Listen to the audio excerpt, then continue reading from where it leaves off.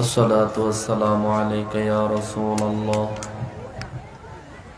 अस्सलातु वस्सलामु अलैका या हबीब अल्लाह। अस्सलातु वस्सलामु अलैका या शफीअल मुज़निबीन। अस्सलातु वस्सलामु अलैका या रहमतल लिल आलमीन। ये বাচ্চাগুলো থামায় দিলে বন্ধ হয়ে বাইরে ছিল। আলহামদুলিল্লাহ আলহামদুলিল্লাহি রাব্বিল আলামিন ওয়াল আকিবাতু লিল মুত্তাকিন।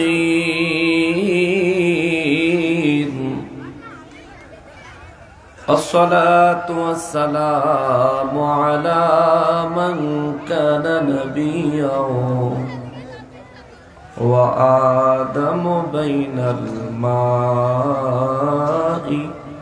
والطين وعلى آله وأصحابه وأولياء ملته وعلماء أهل سنته أجمعين। সাউন্ডটা নাইরো না, যেরকম ছিল এরকম করে দাও, যেমন ছিল এমন করো। আম্মা বা'দ ফাআউযু বিল্লাহি মিনাশ শাইতানির রাজীম। বিসমিল্লাহির রহমানির রহিম। তোমরা এটা নাড়তে কে বলছে? তাহলে এরকম হচ্ছে কেন?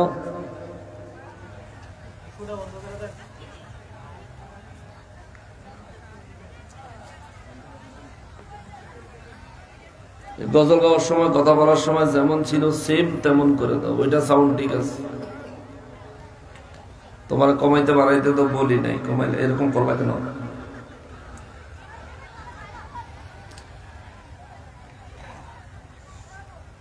فأعوذ بالله من الشيطان الرجيم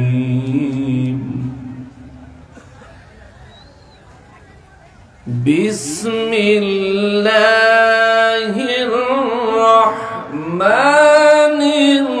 الرحيم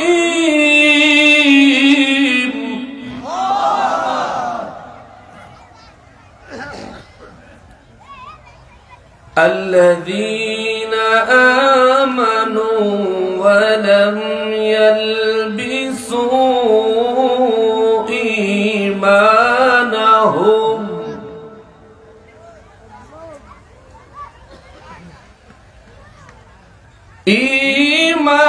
إيمانهم بظلم أولئك لهم الأمن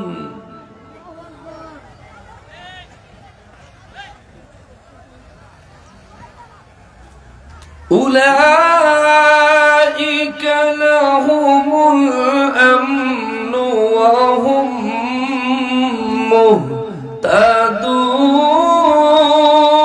مهتدون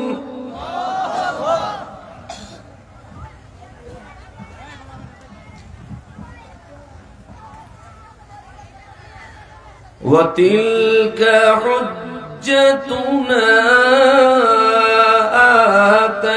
آتيناها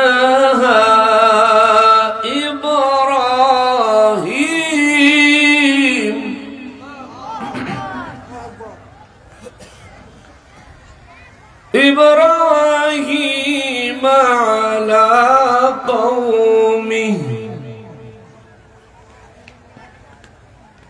গলা ধরে।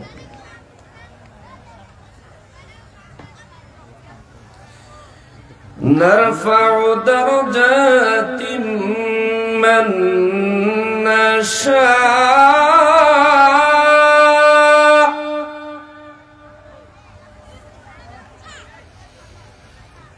إن ربك حكيم عليم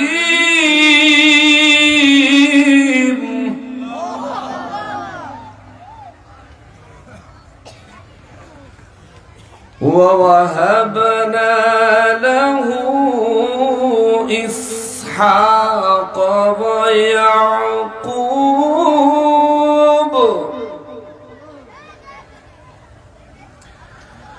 كلا هدينا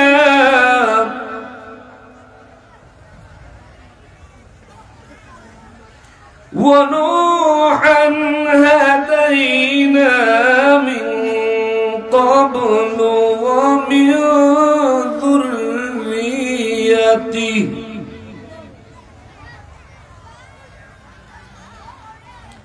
ذريته داود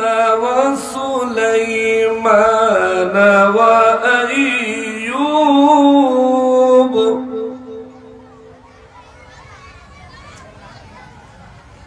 ويوسف وموسى وهارون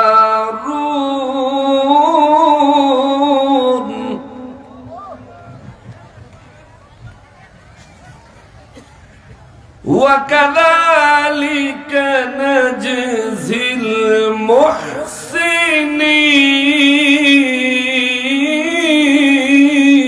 المحسنين. فقال تعالى في شان حبيبه ومحبوبه ومعشوقه مخبرا وآمرا إن الله وملائكته يصلون على النبي يا أيها الذين آمنوا صلوا عليه وسلموا تسليما. اللهم صل مولانا কেন লড়া দিছিল তুমি সাউন্ডটা মিলাইতেই পারতেছ না তুমি এখন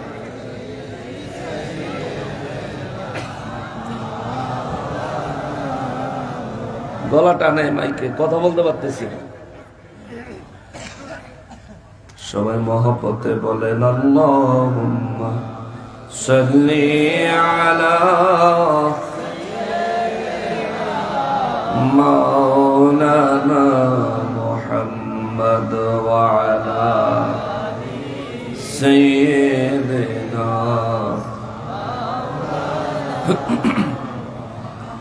যারা গেল ওই মদিনায় তারা বড়ই ভাগ্যবান,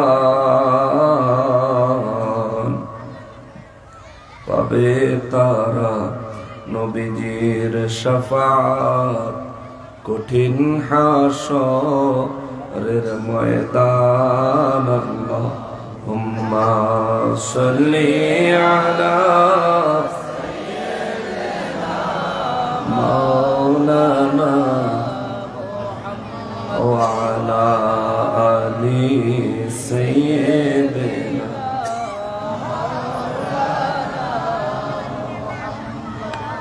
গুনাহগারের গুনাহ ঝরে নবী দরুদে আপনার, গুনাহগারের গুনাহ ঝরে নবী দরুদে আপনার। রোজ হাসরে পার করিবেন, রোজ হাসরে পার করিবেন উম্মত গুনাহগার নবীজি আল্লাহ আল্লাহ আল্লাহ ইল্লাহু আল্লাহ আল্লাহ। স্পিকারটা একটু কমাও। রহমাতাল লিল আলামিন নবী উম্মতের কান্ডার, রহমাতাল লিল আলামিন নবী উম্মতের শাফাআত করে রোজ হাশরে, শাফাআত করে রে উম্মত করবেন পার নবীজি। আল্লাহ আল্লাহ আল্লাহ ইল্লাহু আল্লাহ আল্লাহ।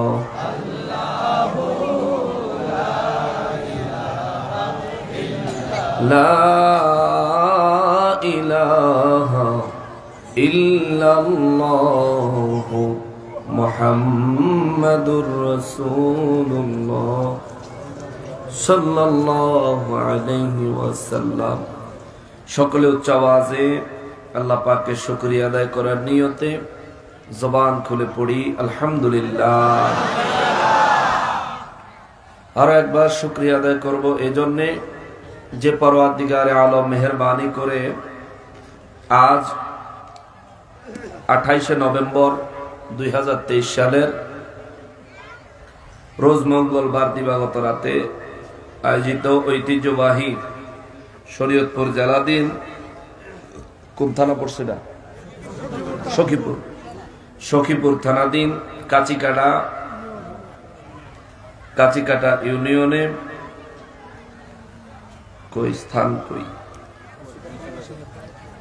কাচিকাটা মুন্সি বাজারে এলাকাবাসী এবং বাজার ব্যবসায়ীদের উদ্যোগে আয়োজিত পবিত্র ঈদ মিলাদুন নবী সাল্লাল্লাহু আলাইহি ওয়াসাল্লাম উদযাপন উপলক্ষে আজিম শান ওয়াজ মিলাদ শরীফ এবং দোয়া মাহফিলে আসার এবং অবস্থান করার বসার যে সুযোগ, যে তৌফিক রব্বুল আলামিন আমাদেরকে এনায়েত করেছেন, তার জন্য উচ্চ আওয়াজে জবান খুলে আরো একবার পড়ি আলহামদুলিল্লাহ। লক্ষ কোটি দুরুদ ও সালাম সরকারে কায়নাত সৈয়দুল মুরসালিন খাতিমুন নবিয়্যিন রহমাতুল লিল আলামিন নূরে মুজাসসাম নূর আলা নূর হায়াতুন নবী জিন্দা নবী নবীদের নবী উম্মতের কান্ডারি নবী শাফাআতের কান্ডারি নবী হাউজে কাউসারের মালিক নবী আমার নূর নবীজির নূরানি কদম মোবারকে রব্বুল আলামিন যেন মেহেরবানি করে কবুল করেন। জবান খুলে পড়েন আমিন। অধ্যকার আয়োজিত এটা কততম মাহফিল, কত বছর ধরে হয়? পঞ্চম বার্ষিক ওয়াজ মিলাদ শরীফ এবং দোয়া মাহফিলের সম্মানিত সভাপতি সাহেব জনাব আলহাজ হাফেজ কারি ফকির মোহাম্মদ ইব্রাহিম সাহেব আছেন না?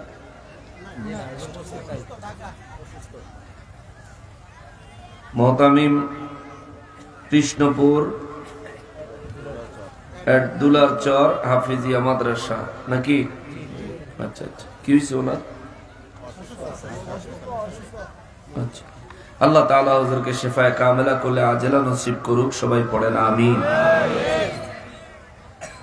আলোচনা করেছেন বিশিষ্ট ইসলামী চিন্তাবিদ মুফাসসিরে কোরআন হযরত মাওলানা মুহাম্মদ নাহিদুল ইসলাম আল কাদরি সাহেব। আলোচনা পেশ করেছেন আলহাজ হাফেজ হাবিবুর রহমান মিজান সাহেব, হাফেজ মাওলানা আনোয়ার হোসেন শাহজলি কাদরি সাহেব, এবং লেখাগুলো ঠিক মতো বোঝা যায় না, মাওলানা মোহাম্মদ সুবহান সাহেব, মাওলানা মোহাম্মদ ফয়জুল্লাহ সাহেব সহকারে স্টেজে উপস্থিত দিগার উলামায়ে কেরাম, আমার সম্মুখে উপস্থিত দিনদার ইমানদার মুসলমান মুত্তাকি ভাইরা, পর্দার আড়ালের মা ও বোনেরা, রাস্তাঘাট দোকানপাট থেকে দূর দূরান্ত থেকে পৃথিবীর বিভিন্ন প্রান্ত থেকে বিভিন্ন সোশ্যাল মিডিয়ার মাধ্যমে আমাদেরকে যারা এই মুহূর্তে লাইভের মাধ্যমে কিংবা ভিডিওর মাধ্যমে দেখছেন, সকলকে উদ্দেশ্য করে সালাম আরজ করে আলোচনায় প্রবেশ করছি। আসসালামু আলাইকুম ওয়া রাহমাতুল্লাহি ওয়া বারাকাতুহু।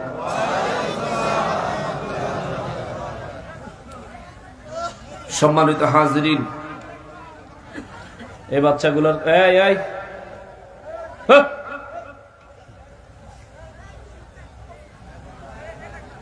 এদিকে কথা কয়ে কেটে দেয়, এই কোনটা আর আওয়াজ নাই। বসো। প্যান্ডেলের বাইরে কথা বলে কারা? হ্যাঁ, এগুলো থামায় দেন, নাহলে সরাই দেন।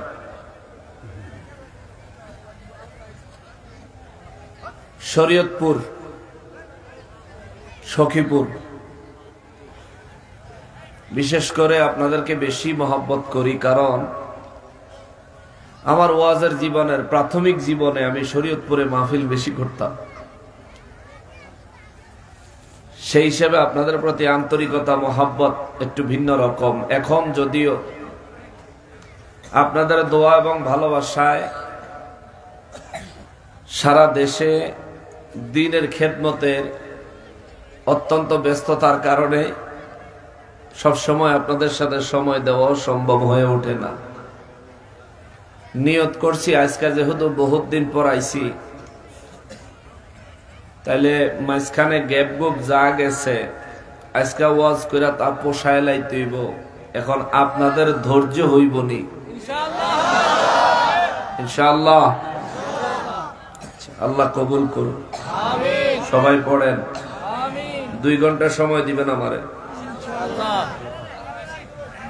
না? বাস 2 ঘন্টা কাফি ইনশাআল্লাহ। 11:40, 12:40, 1:40 কেমন? এই স্টেজে আর কি উঠবেন নি? উঠলে এখন উঠেন। আর স্টেজ থেকে মাঝখান দিয়ে কেউ নামবেন নি। এ বড় বড় ওলামায়ে কেরাম বইছে, আপনারা নেমে যাবেন গাড়ি না? মন যাইতো না মাগা, ঠিক আছে? যদি কেউ নামেন না থাকে নহনে নেমে যান। হ্যাঁ, লড়াচড়া নাই। স্টেজে চা খাওয়ান, পানি খাওয়ান, পান খাওয়ান বন্ধ, এই টোটাল বন্ধ। আমার খেয়াল হচ্ছে কোরআনুল কারীম থেকে তাফসীর করব, আপনাদেরকে তাফসীর শোনাবো। তাফসীর শোনানোর উদ্দেশ্যে কোরআন শরীফের 6 নম্বর সূরা, সূরা আল আনআম থেকে 82, 83 এবং 84 নম্বর আয়াতে কারিমা তেলাওয়াত করেছি। আল্লাহ তাআলা যেন আমি গুনাহগারকে এই আয়াতে কারিমাগুলোর আলোকে সঠিক ব্যাখ্যা বিশ্লেষণ পেশ করার তৌফিক দান করেন এবং আমাদের সবাইকে যেন তা বুঝে নিজেদের ঈমানকে মজবুত করার এবং আমল বৃদ্ধি করার তৌফিক আল্লাহ যেন দান করেন। সবাই পড়ি আমিন। আমি সরাসরি আলোচনায় ঢুকে যাই। আপনাদের মনোযোগ আছে তো? সরাসরি আলোচনায় ঢুকে গেলাম। সূরা আল আনআম কোরআনুল কারীমে সিরিয়ালের 6 নম্বর সূরা। এই সূরা মক্কা মুআজ্জামায় প্রিয় নবীজির উপরে এক রাতে একসাথে পুরা সূরা নাজিল হয়েছে। সুবহানাল্লাহ। এই সূরার আয়াত 165 খানা। আমি শুরু থেকে 81 আয়াত পর্যন্ত তাফসীর করেছি বিভিন্ন মাহফিলে। এই সূরার শুরু থেকে সমস্ত আলোচনাগুলো নেটে পেয়ে যাবেন, ইন্টারনেটে, আপনার ইউটিউবে, ফেসবুকে পেয়ে যাবেন। যদি আগের আলোচনাগুলি শুনতে কারো মনে চায়, আপনারা ফেসবুক বা ইউটিউবে পেয়ে যাবেন। আমার নবী রাহমাতুল লিল আলামিন বলেন, এই সূরাটা যেদিন নাজিল হয় সেদিন জিবরাইল আমিন একা একা ওহী নিয়ে আসেন নাই। জিবরাইল আমিনের সাথে আরো 70,000 রহমতের ফেরেশতা ওহী নিয়ে এসেছিলেন। সুবহানাল্লাহ। ফজিলত হচ্ছে, নবী বলেন, আমার উম্মতের যে ব্যক্তি প্রতিদিন একবার সূরা আল আনআম তেলাওয়াত করবে, যেদিন তেলাওয়াত করলো ওই দিনের পুরা 24 ঘন্টা 70,000 রহমতের ফেরেশতা তার জন্য দোয়া করে। এই সূরা 82 নম্বর আয়াতে আল্লাহ তাআলা বলেন, বিসমিল্লাহির রহমানির রহিম, الذين آمنوا ولم يلبسوا إيمانهم بظلم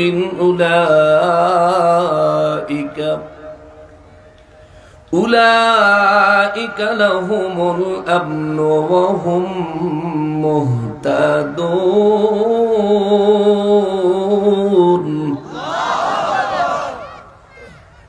রব্বুল আলামিন কালামে হাকিমে সূরা আল আনআমের 82 নম্বর আয়াতে কারিমার প্রথমে বলেন, আল্লাযীনা আমানু, যারা ঈমান এনেছে, ওয়ালাম ইয়ালবিসু ঈমানাহুম বিযুলমিন, এবং যারা নিজেদের ঈমানকে জুলুমের সাথে মিশ্রিত করে নাই, জুলুমের সাথে মিশায়া ফেলে নাই।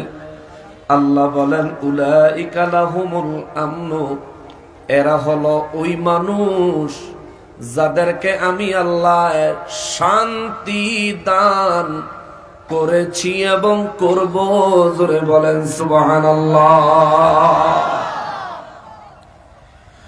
রব্বুল ইজ্জাত আয়াতের শেষে বলেন, ওয়াহুম মুহতাদুন,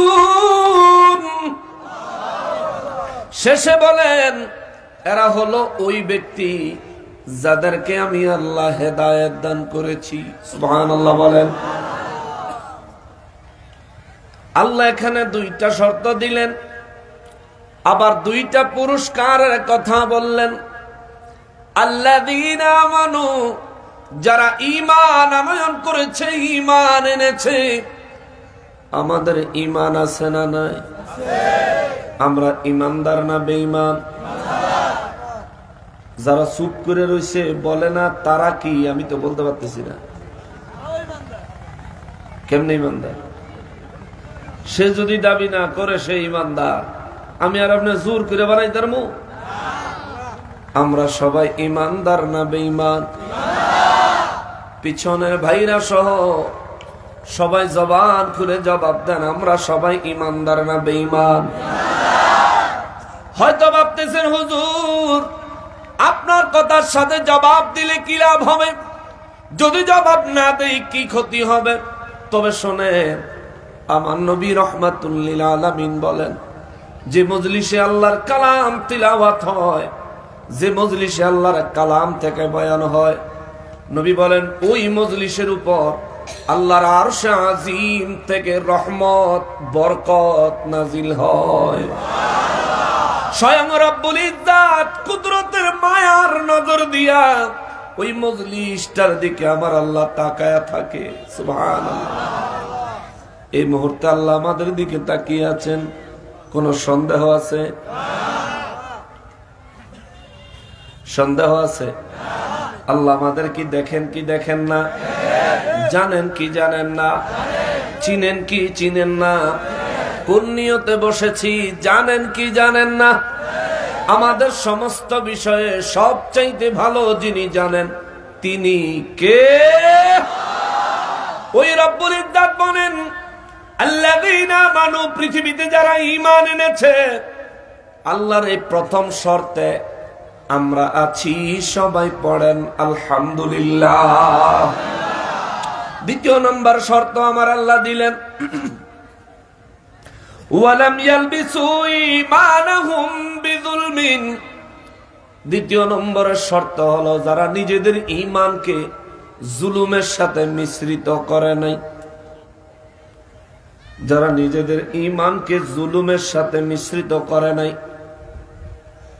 সাহাবায়ে কেরাম দু চোখের পানি ছেড়ে দিয়া নূর নবী রাহমাতুল লিল আলামিনের দরবারে বললেন, ইয়া রাসূলুল্লাহ সাল্লাল্লাহু আলাইহি ওয়াসাল্লাম, মায়ার নবী গো, ও দয়াল নবীজি, জুলুম মানে তো গুনাহের কথা আল্লাহ বলেছেন, জুলুম মানে পাপের কথা আল্লাহ বলেছেন। এই জগতে নবী রাসূলরা ছাড়া এমন কোন মানুষ নাই যে মানুষ গুনাহের কাজ করে নাই, নিজের নফসের উপরে জুলুম করে নাই। ইয়া রাসূলুল্লাহ, আল্লাহ যে এখানে বললেন ওয়ালাম ইয়ালবিসু ঈমানাহুম বিজুলমিন, এবং ঈমান আনার পরে যারা কোনদিন নিজেদের ঈমানকে জুলুমের সাথে মিশায় নাই।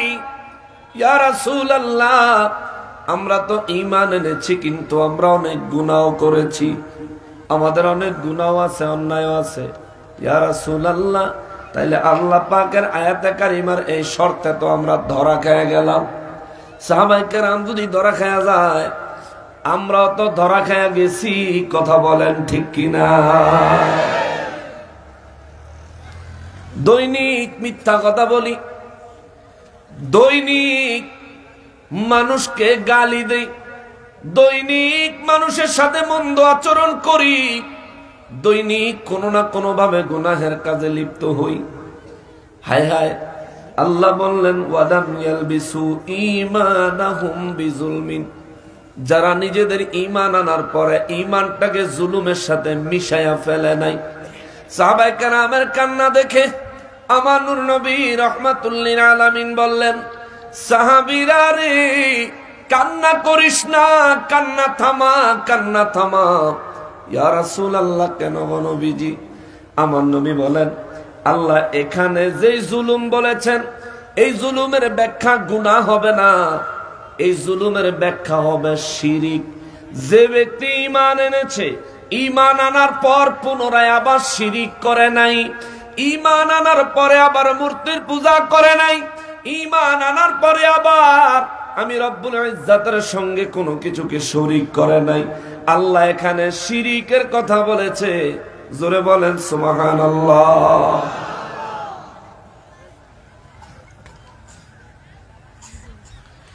নবী আমার রাহমাতুল লিল আলামিন সাহাবায়ে কেরামদেরকে যখন বললেন আমার রব্বুল ইজ্জাত এখানে শিরিকের কথা বলেছেন, সাহাবীদের অন্তরে কাঁপন ধরে গেল, চেহারায় কপালে ভাঁজ পড়ে গেল। ইয়া রাসূলুল্লাহ, আল্লাহ শিরিকের কথা বললেন, তার মানে বোঝা যায় ঈমান আনার পরেও বহু মানুষ মুশরিক হয়ে যাবে, তার ভয় আছে। হুজুর, তাহলে আমাদের কি উপায় হবে? আমাদের দেশে বহু মানুষ আছে যারা আমার নূর নবী রাহমাতুল লিল আলামিনের উম্মত নিজেদেরকে দাবি করে, মসজিদের মিম্বারে বইয়া খালি শিরিকের ফতোয়া দেয়। আছে না? খালি শিরিক। মুসলমানের দেখা কয় আল্লাহর ওলির দরবারে মাজারে যাইও না, শিরিক। কবর জিয়ারত কইরো না, শিরিক। নামাজের পরে মুনাজাত দিও না, শিরিক। নবীজিরে দাঁড়ায় সালাম দিও না, শিরিক। জানাজার পরে মুনাজাত দিও না, শিরিক। বলে কিনা? বলে কিনা? নবীজি যদি বলেন এগুলো শিরিক, তাহলে আমরাও মাইনা নিব শিরিক। আর নবীজি যদি ভিন্ন কথা কয়, তাহলে মোল্লা তোরে খাইছি। ঠিক কিনা বলেন? তুই আটগান্না মোল্লারে খাইছি, তুই আটগান্না মোল্লা হইছিস কে? আটগান্না বুঝে অর্ধেককে আর কি, তুই অর্ধেককে মৌলবী হইছিস কা?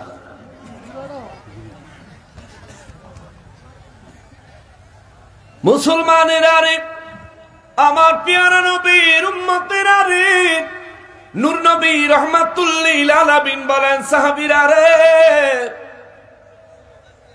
কপালে ভাঁজ ফালায়া লাভ নাই, চিন্তার কোনো কারণ নাই। ইয়া রাসূলুল্লাহ, কেন গো? চিন্তার কোনো কারণ নাই। আমার নবী বলেন না, হুজুর তাইলে আমরা নিজেদের ঈমানকে শিরিক থেকে কিভাবে বাঁচাবো? আমার নবী রাহমাতুল লিল আলামিন সুন্দর একখানা হাদিসে মোবারক বয়ান করলেন। নবী বলেন, নবীজি সাহাবী হযরতে উকবা ইবনে আমির রাদিয়াল্লাহু তাআলা আনহু তিনি বলেন, হাদিসটা বুখারী শরীফের 1344 নম্বর হাদিস। কত নম্বর? 1300। মনে রাখতে হইব কত? 1300। কিতাবের নাম হইল বুখারী শরীফ। কোন শরীফ? কোন শরীফ? বুখারী শরীফ। বুখারী শরীফের 1344 নম্বর হাদিসে মুবারকে আমার নূর নবী রাহমাতুল্লিল আলামিনের চমৎকার একটা আমল উঠে আসছে এবং শিরিকের ব্যাপারে আমার নবীজির একটা ফতোয়া উঠে আসছে। আমার নবীর সাহাবী হযরত উকবা ইবনে আমির রাদিয়াল্লাহু তাআলা আনহু তিনি বলেন, আন উকবা ইবনে আমির রাদিয়াল্লাহু তাআলা আনহু আন্না নবী সাল্লাল্লাহু আলাইহি ওয়াসাল্লাম খরাজা ইয়াওমান। নবীজির সাহাবী হযরত উকবা ইবনে আমির রাদিয়াল্লাহু তাআলা আনহু বলেন, একদিন আমার নূর নবী রাহমাতুল্লিল আলামিন হুজরা মোবারক থেকে বের হলেন। সুবহানাল্লাহ বলেন। নবীজি কোথা থেকে বের হইলেন? হুজরা মোবারক, নিজের ঘর থেকে বের হয়ে আমার নূর নবীজি ফাসাল্লা আলা আহলে উহুদ, উহুদবাসীদের জন্য জানাজার নামাজ আদায় করলেন। সুবহানাল্লাহ। জোরে কর, আরো জোরে কর। নবীজি একদিন ঘর থেকে বের হলেন আর কি করলেন? কি নামাজ আদায় করলেন? কোন নামাজ? কোন নামাজ? আপনাদের এলাকায় মানুষ মারা গেলে জানাজা হয়নি? জোরে বলেন, হয়নি? জানাজার পরে দোয়া করেননি? দোয়া করেন? দোয়ার বিরুদ্ধে ফতুয়া দেয়নি? হ্যাঁ, এই কাশি কাঁটাও দোয়ার বিরুদ্ধে ফতুয়া দেওয়াই আছে। এটা এই পদ্মা মেঘনা নদী পার হয়ে আইছে কেমনে?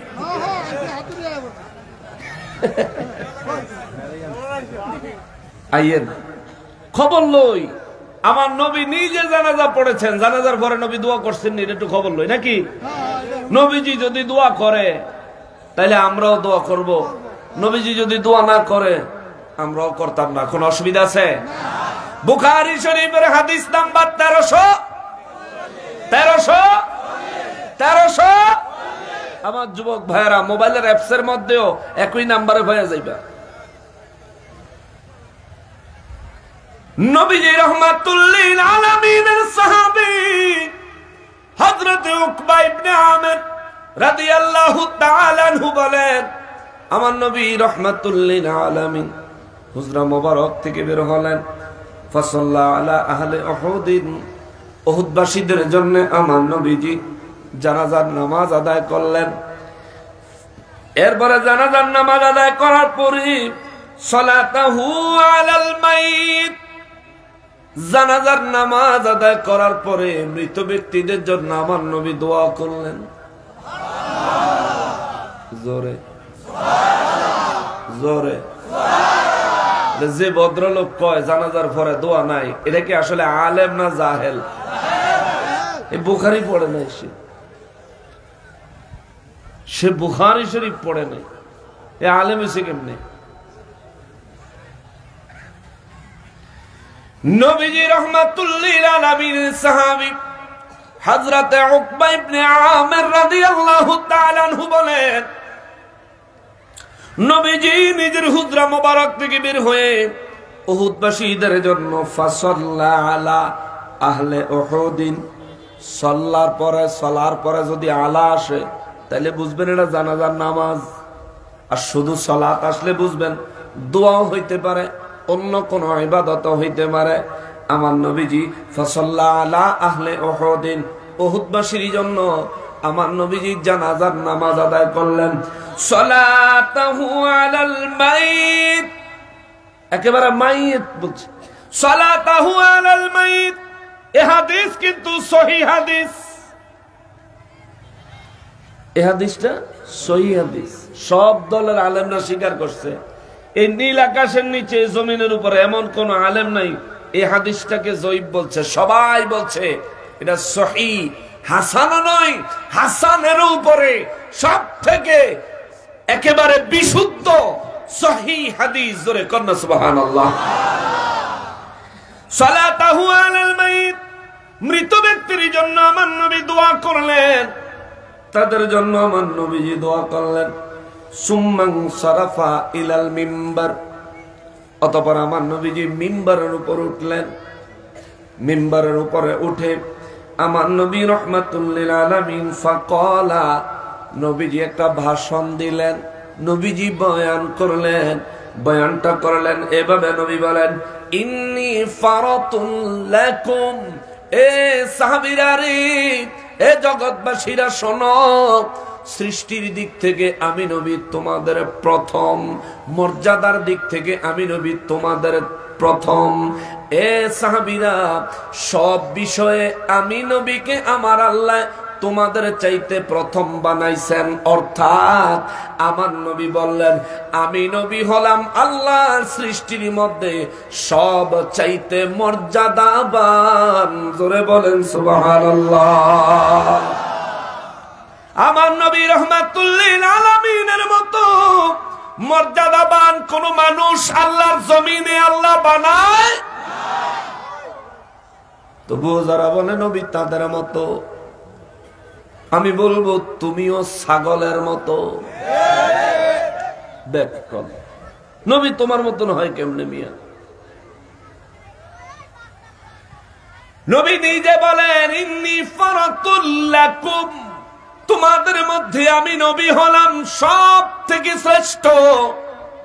এরপরে আমার নবী বলেন, ওয়া আনা শাহীদুন আলাইকুম, এবং তোমাদের সব বিষয়ে আমি নবী হলাম সাক্ষী। জোরে বলেন সুবহানাল্লাহ। আমাদের সমস্ত কাজের সাক্ষী আমার নবী। বলবেন হুজুর, এখনকার জমানায় তো আমার নবীজি হায়াতে জিন্দিগানি মুবারকে নাই। কে বলছে নাই? আমার নবী হায়াতুন নবী বানাইছে কে? নবীজির শুধু একটা পর্দার ভিতরে নিয়ে গেছে আল্লাহ। ইন্তেকালের মাধ্যমে খালি একটা পর্দা দিয়ে দিছে আমাদের আর নবীর মাধ্যমে। আমরা যেমন হায়াতে, আমার নবীজিও তেমন হায়াতে। এজন্য আল্লাহ বলেন হায়াতুন নবী। আরে আমাদের দুনিয়ার হায়াতের তো শেষ আছে, আমার নবীজিকে আল্লাহ ইন্তেকাল মোবারকের পরে এমন এক হায়াত দিয়েছেন যে হায়াতের শুরু আছে আর কোন শেষ। সুবহানাল্লাহ বলেন। এই জন্য নবী রাহমাতুল লিল আলামিন বলেন, ওয়া আনা শাহীদুন আলাইকুম, আমি হলাম তোমাদের মধ্যে তোমাদের সাক্ষী। তোমরা সামনে যা করো আমি তার সাক্ষী, পেছনে যা করো আমি তার সাক্ষী, দিনে যা করো আমি তার সাক্ষী, রাতে যা করো আমি তার সাক্ষী, প্রকাশ্যে যা করো আমি তার সাক্ষী, গোপনে যা করো আমি তার সাক্ষী। বলবেন হুজুর, আমার নবীর সাক্ষী হলে লাভ হবে কি? আমার নবীর সাক্ষ্য কি কোনো জায়গায় প্রয়োজন হবে নাকি? হবে রে বাবা, হবে। কুরআনুল কারীমে সূরা নিসার 41 নম্বর আয়াতে কারীমাটা খুললে দেখবেন আমার রব্বুল ইজ্জত বলেছেন, নবী গো, ও দয়াল নবীজি, আমি রব্বুল আলামিন হাসরের ময়দানে সমস্ত নবীদের কাছ থেকে তাদের উম্মতের ব্যাপারে সাক্ষী নিব, আর সমস্ত নবীদের ব্যাপারে, সমস্ত মাখলুকাতের ব্যাপারে আমি আল্লাহ আপনি নবীর থেকে সাক্ষী নিব। জোরে কোন সুবহানাল্লাহ। সাক্ষী কারা কয়? যে ব্যক্তি ঘটনাস্থলে উপস্থিত থাকে। আজকে এখানে মাহফিল হয়েছে, আপনারা সবাই সাক্ষী, মাহফিলে উপস্থিত আছেন, মাহফিল নিজের কানে শুনতেছেন, নিজের চোখে দেখতেছেন, এটা হচ্ছে সাক্ষী। আপনারা রাজ সাক্ষী। এই মাহফিলের ব্যাপারে আপনাদের মধ্য থেকে যে কোনো একজন যদি কোনো বিষয়ে সাক্ষী দেন, এটা হবে রাজ সাক্ষী। আমার নবীকে আল্লাহ সূরা নিসার 41 নম্বর আয়াতে বলেন, হুজুর, আমি রব্বুল আলামিন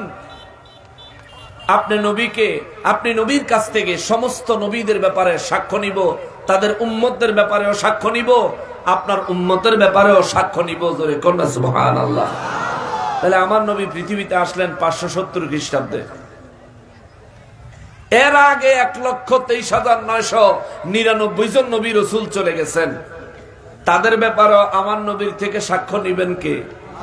জোরে বলেন না কে?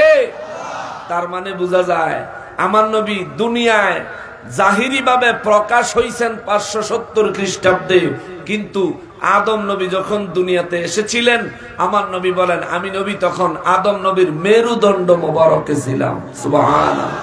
নবী তখনই পৃথিবীতে আগমন করেছেন। জোরে কন্যা সুবহানাল্লাহ। কষ্ট হচ্ছে আপনাদের? কোরআন হাদিস শুনবেন নি কতক্ষণ? শুনবেন? দুঃখের বিষয় হলো জানাজার নামাজের পরে এমন কিছু মানুষ আছে রে যারা দোয়া করতে চায় না। আপনাদের এলাকায় দোয়ার বিরুদ্ধে ফতোয়া দেয় বলে আমি আইয়া শুনছি, ফতোয়া বলে দেয়। আমি বহুত আগে 30 লাখ টাকা চ্যালেঞ্জ করে থুয়ে দিছি। এই যারা ফতোয়া দেয় হেরা বুদ্ধি করে আজকে একটু থাকতো, আমার ঠকাইলে তো 30 লাখ লই যেতে অসুবিধা কি ছিল? পালাইছে বলে। আল্লাহ কয় জাল হক ওয়া যাহাকাল বাতিল ইন্নাল বাতিলা কানা যাহুকা। সত্য যখন প্রতিষ্ঠিত হয় মিথ্যা তখন ভুলুণ্ঠিত হয়ে যায়। এটা হলো তার বাস্তব প্রমাণ। কথা বলেন ঠিক কিনা? জানাজার নামাজের পরে দোয়া করবেন। যে ব্যক্তি মারা গেছে তার জন্য দোয়াটাই তো বেশি দরকার নাকি 20 লাখ টাকা দিলে লাভ হবো, 10 কেজি ইলিশ মাছ দিলে লাভ হবো? হ্যাঁ, তাজা গরুর গোস্ত সিনার গোস্ত দেখে যদি 50 কেজি ঘুষ দেয় লাভ হবে? তার জন্য দোয়া করলেই লাভ হবে। যে ব্যক্তি মারা গেছে আমি মনে মনে চিন্তা করি মাঝে মধ্যে, এই যে সময় দোয়া ডলে কাজে লাগে। কেউ বলে দোয়া করেন, কেউ বলে বেদাত করা যাবে না, বিরোধিতা করে, হারাম শিরিক টিরিক কইয়া যারা সারে সর্বনাশ করে। আমি মনে মনে চিন্তা করি আল্লাহ রাব্বুল আলামিন যদি ওই সময় এই মৃত ব্যক্তিরে 5 মিনিটের লেগে জানটা ফিরিয়ে দিত, যে তোরে 5 মিনিটের লেগে জানটা ফিরিয়ে দিলাম, দোয়া করিন না রে কিলাবি না না করিন না রে কিলাবি, তুই কিলাই হারবার আবার হইয়া পড়। আল্লাহ যদি এই সুযোগ আপনারে দিত, আপনি বিবেক দিয়ে আমার একটু জবাব দেন, এই দোয়া করেন না রে কিলাইতেন না দোয়ার বিরোধিতা করেন না রে কিলাইতেন? দোয়া করেন না রা সুন্নি, বিরোধিতা করেন না রা ওয়াহাবি। আপনি কি সুন্নি রে কিলাইতেন না ওয়াহাবি রে?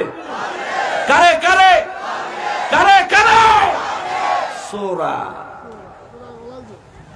আমি তো চিন্তা করি আল্লাহ যদি আমারে 5 মিনিট সময় দিত, আমি 3 মিনিটে কন্যায় হেরা লাশ বানা লইতাম, আরো 2 মিনিট বোনাস লইয়া খাড়াই থাকতাম, কইতাম আর কেউ আসত নেই দোয়ার বিরুদ্ধে আয়। মুসলমান দোয়া করবেন, আপনি না করেন না করেন, আপনি করবেন, আবার আপনি যেদিন মরবেন সেদিন পাবেন, আপনার জন্য দোয়া হবে। আর আপনি দোয়া করতেন না, আপনি মরার পরে আপনার জন্য কেউ দোয়া করতো না। কোনো না কোনো ভাবে আপনার নসিব থেকে আউট হয়ে যাবে। মুসলমানেরা রে, আমার প্যারা নবীর উম্মতেরা রে, নূর নবী রাহমাতুল লিল আলামিন হুজরা মোবারক থেকে বের হয়ে উহুদের ময়দানে উহুদবাসীদের জন্য জানাজার নামাজ আদায় করলেন। জানাজার নামাজ আদায়ের পরে আমার নবীজি দোয়া করলেন। নবীজি যেহেতু দোয়া করেছেন আমরাও দোয়া করব। শুধু তাই না, আমার নবীজি দোয়ার জন্য তাকিদ দিয়েছেন। আমার নবী রাহমাতুল লিল আলামিন বলেন, ইদা সাল্লাইতুম আলাল মাইত, মৃত ব্যক্তির জন্য যখনই তোমরা জানাজার নামাজ আদায় করো, ও উম্মতেরা রে, ফাখলিসু লাহু দুআ, মৃত ব্যক্তির জন্য খাস ভাবে খালেস ভাবে দোয়া করো। নবী দোয়া করার তাকিদ দিয়েছেন। নবী বলেন দোয়া করো, মৌলবী কয় বন্ধ করো। মৌলবীর কথা শুনবেন না নবীজি? কার কথা শুনবেন? তাহলে মৌলবীর কোন বেল যেই মৌলবী আমার সমাজও থাকে, আমার সমাজের ভাত খায়, আমার সমাজের বেতন নেয়, আর আমার সমাজের মানুষ মারা গেলে দোয়া করতে চায় না, এই মৌলবীর আমার সমাজের মসজিদে ইমামতি করার কোন যোগ্যতা রাখে না। ঠিক কিনা বলেন? অতএব তার সাথে আমার কোনো সম্পর্ক নাই। মুসলমানেরা রে, আমার পেয়ারা নবীর উম্মতেরা রে, নূর নবী রাহমাতুল লিল আলামিন বললেন, আমি নবী তোমাদের সমস্ত কাজের সাক্ষী। তাহলে আজকের এই মাহফিল যে হচ্ছে, এই মাহফিলের সাক্ষী আল্লাহর দেওয়া ক্ষমতায় আমার নবীজি আছেন। বিশ্বাস হয় কি হয় না? নবীজি রাহমাতুল লিল আলামিন তারপরে বলেন, ওয়া ইন্নী ওয়াল্লাহি লা আনজুরু ইলা হাউজিল আন। নবী বলেন, এ সাহাবীরা, উপস্থিত মণ্ডলীরা, শোনো রে, এই মুহূর্তে আমি নবী হাউজে কাউসার দেখতে পাচ্ছি। জোরে বলেন না। হাউজে কাউসার, কাউসার এক জিনিস, হাউজ আর এক জিনিস। কাউসার হলো জান্নাতে। আমার নবী দোয়া করেছেন বিদায় আমার রব্বুল ইজ্জত আমার নবীকে ওয়াদা দিয়েছেন, হাসরের ময়দানে আমার নবীকে বিশাল একটা কূপ বানায় দিবেন, যে কূপের নাম হলো হাউজ। এই কূপের পরিধি কত হবে? আমার নবী বলেন, এই কূপের এক কোণা থেকে আরেক কোণায় যাইতে 1 মাসের পথ, ওই কোণা থেকে আবার আরেক কোণায় যাইতে 1 মাসের পথ, এইভাবে চতুর্দিকে ঘুরতে 1 মাস করে 4 মাস সময় লাগবে। অর্থাৎ এটা স্কয়ার, একেবারে চতুর্মুখী, একেবারে স্কয়ার গোল। আমার নবী বলেন, এই কূপটা আমার আল্লাহ হাসরের ময়দানে আমি নবীকে বানায় দিবে, এবং জান্নাত থেকে কাউসারের শরবত আমার আল্লাহ এই হাউজে সরবরাহ করবে। তাইলে বাবা বুঝলে জবাব দেন, হাউজে কাউসার, যে হাউজ আমার আল্লাহ আমার নবীকে দান করবেন, এই হাউজটা কি দুনিয়ায় না হাসরে?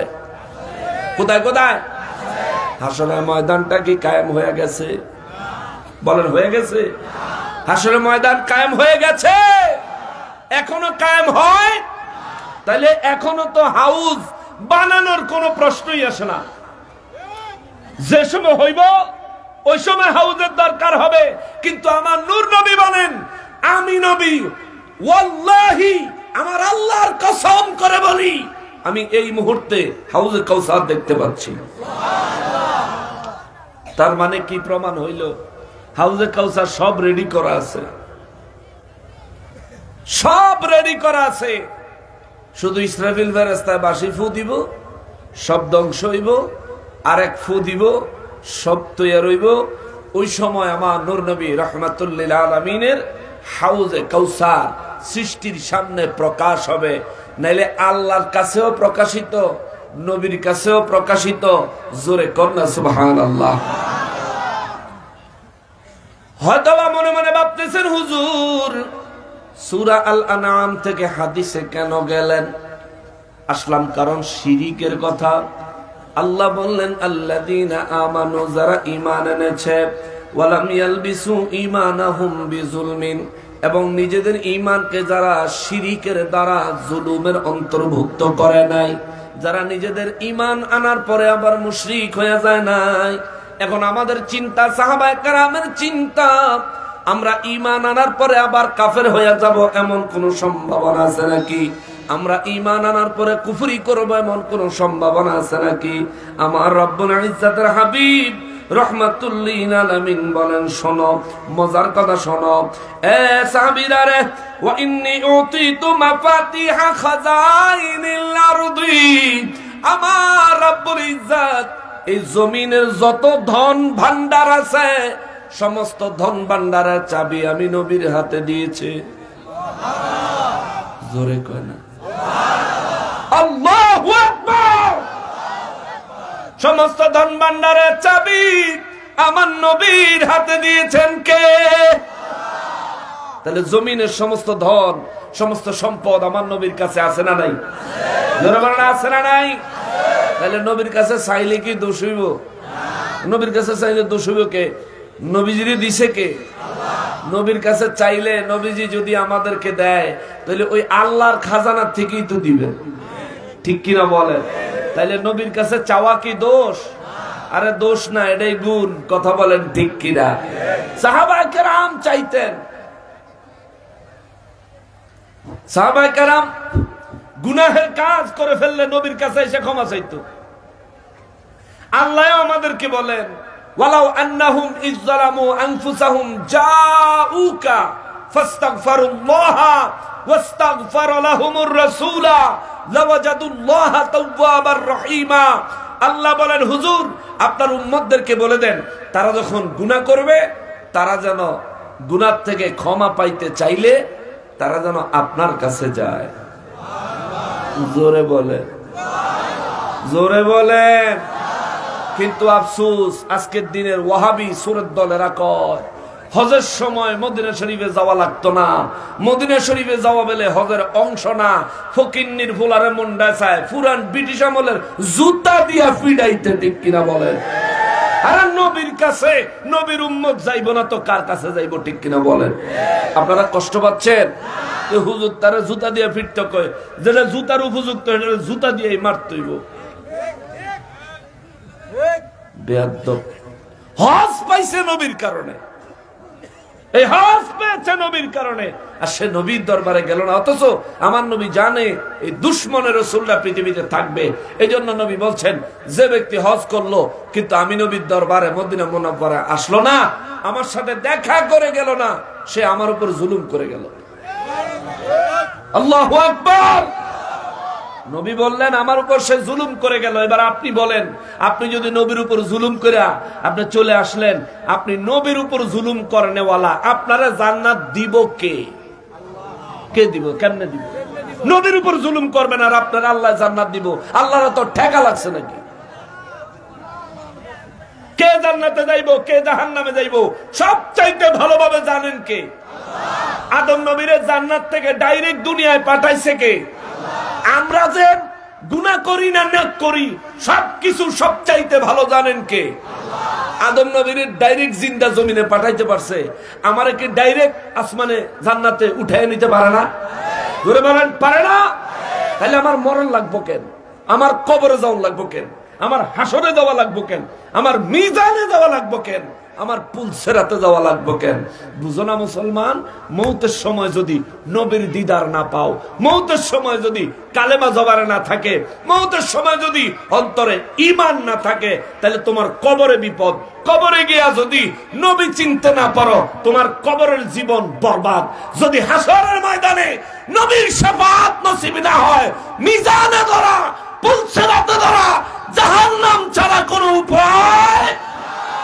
দুনিয়ায় নবীর উপর জুলুম করে তুমি কবরে যাচ্ছ, হাসরের ময়দানে যাচ্ছ, আর জান্নাতের আশা করতেছো। এটা তো মাকাল ফলের আশা, ঘোড়ার ডিমের আশা। ঘোড়ার ডিম অবাস্তব বস্তু, মাকাল ফল খাওয়ার মতো ফল নয়। ঠিক তেমনি ভাবে নবীর উপর জুলুম করে নবীর সুপারিশের আশা করাটাও একেবারে বৃথা, অবাস্তব, অসম্ভব। জান্নাতে যাওয়া অসম্ভব, ঠিক কিনা বলেন?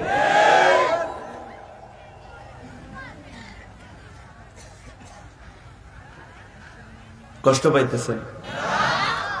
ইমানদারে ঝালাই করে নিয়ে যান। সামনে অত্যন্ত সুন্দর আলোচনা আছে, আপনার ধৈর্য ধরলে কথা হবে ইনশাআল্লাহ।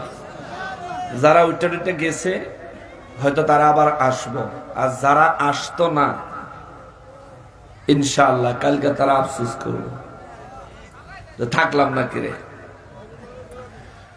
আমার নবী রহমাতুল লিল আলামিন, আমার নূর নবী রহমাতুল লিল আলামিন বলেন, আমার রব্বুল ইজ্জত ইন্নী উতিতু মাফাতিহা খাজাইনিল আরদি, আমার আল্লাহ আমি নবীর হাতে এই জমিনের সমস্ত ধন ভান্ডারের চাবি আমি নবীর হাতে দিয়েছি। তাহলে নবীর কাছে উম্মত যদি চায়, নবী মনে করে, নবী নিয়ত করে, নবীকে রব হিসেবে নয়, নবীকে খালিক হিসেবে নয়, নবীকে স্রষ্টা হিসেবে নয়, বরঞ্চ আল্লাহর নবী আল্লাহর রসুল মনে করে নবীর কাছে যাইয়া যদি উম্মত চায় কখনো শিরিক হবে না। যারা শিরিকের ফতোয়া দাও, তোমাদের জন্য নবীর ফাইনাল ফতোয়া আসতেছে।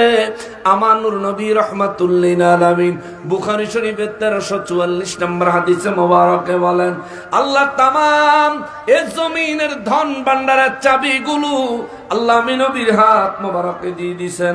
আও মাফাতিহাল আরদি, অথবা জমিনের চাবিগুলো আমার হাতে দিয়েছেন, ধন ভান্ডারের চাবিগুলো আমার হাতে দিয়েছেন, অথবা আমার নবী বলেন এই জমিনের সমস্ত চাবিগুলো আমার আল্লাহ আমি নবীর হাতে দিয়েছেন।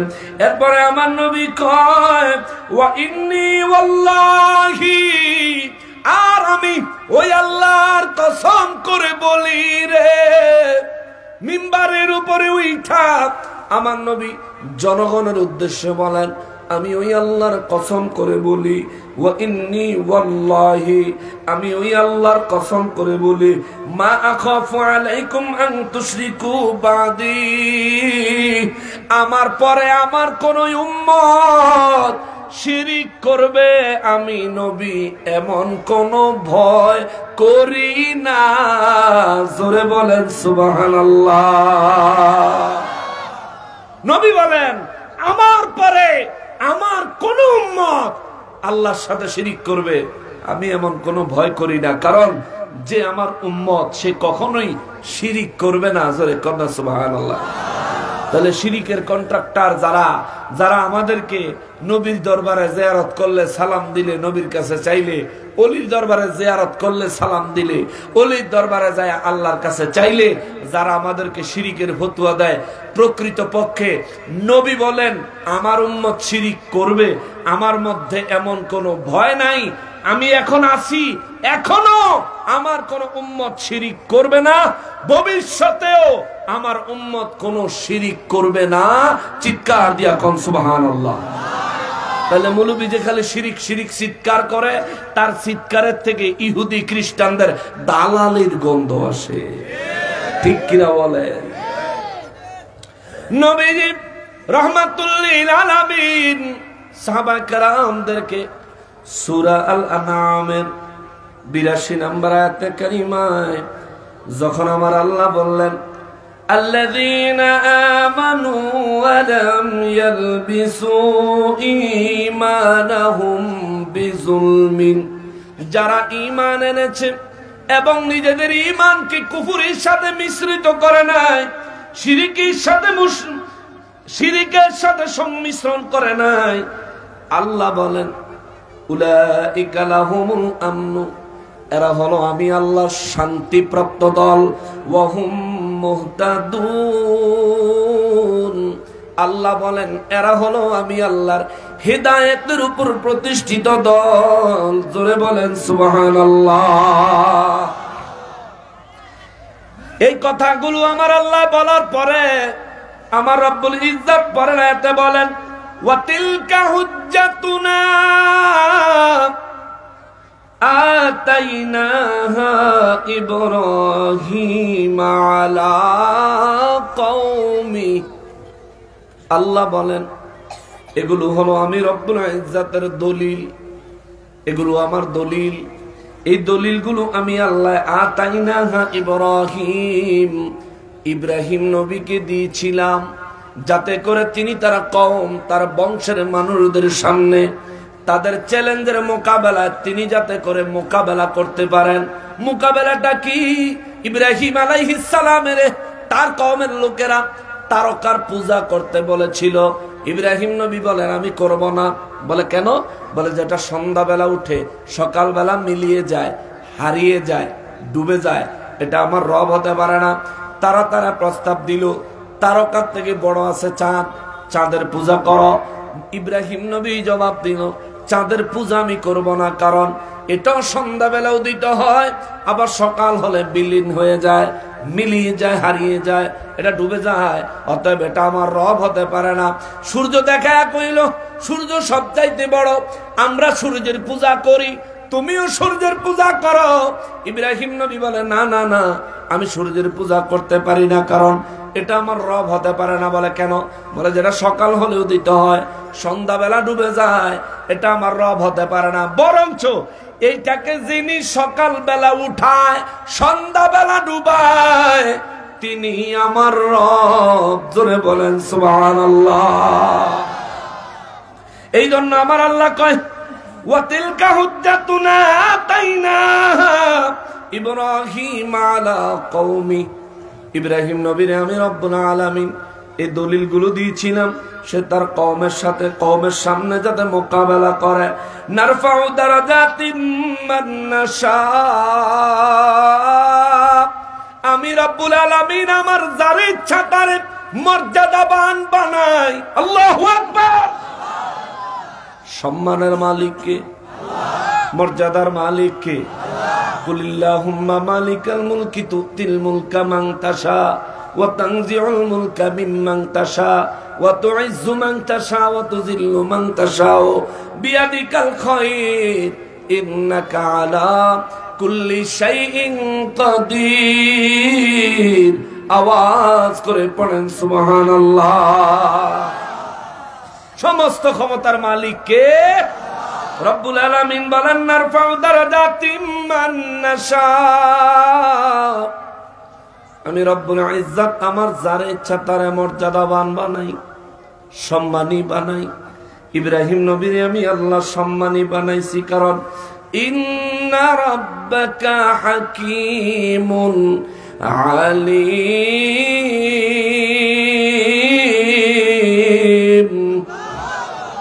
নিশ্চয় আপনার রব, আমার নবীকে আল্লাহ বলেন, নিশ্চয় আপনার রব আমি আল্লাহ হাকীমুন, সব বিষয়ের হুকুমদাতা, আলীম, সব বিষয়ে জ্ঞানী, আমি সব বিষয়ে জানি। আমি আল্লাহর কুদরতের জ্ঞান এত বিস্তৃত, তামাম সৃষ্টি জগৎ আমার কুদরতের জ্ঞান চতুর্দিক থেকে সমস্ত সৃষ্টিকে বেষ্টন করে আছে। অর্থাৎ আমার আল্লাহ দলিল দিলেন, এই সৃষ্টি জগতে যা কিছু হয় আমি আল্লাহ জানি না এমন কোন বিষয় নাই। চিৎকার দিয়া বলেন সুবহানাল্লাহ। শেষ করে দিব, শেষ করে দিব। মজার জায়গা আইছে, রব্বুল আলামিন পরের আয়াতে বলেন, ওয়া ওয়াহাবনা লাহু ইসহাক ওয়া ইয়াকুব। আমি রব্বুল আলামিন ইব্রাহিম নবীকে ইসহাক এবং ইয়াকুবকে দান করেছি। ইসহাক এবং ইয়াকুব আলাইহিস সালামের দান করছি। ইসহাক আর ইয়াকুব নবীরে আল্লাহ দান করার সুসংবাদ যখন পাঠাইছে, ইব্রাহিম নবীর বয়স তখন 120 বছর। জোরে কন্যা সুবহানাল্লাহ। 120 বছরে আপনাকে কাশি কাটার মানুষ জুয়ান না বুড়া?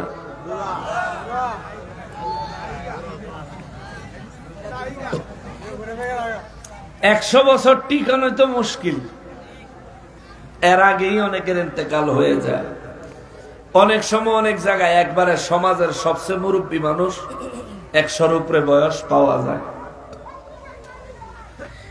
এই আল্লাহ যে ইসহাক আলাইহিস সালাম এবং ইয়াকুব আলাইহিস সালামের কথা বললেন, এই ইসহাক আলাইহিস সালাম আর ইয়াকুব আলাইহিস সালামের আল্লাহ যখন ইব্রাহিম নবীর দান করবেন, এই সুসংবাদটা আল্লাহ যখন পাঠায়, তখন ইব্রাহিম নবীর বয়স হয়েছে 120 বছর।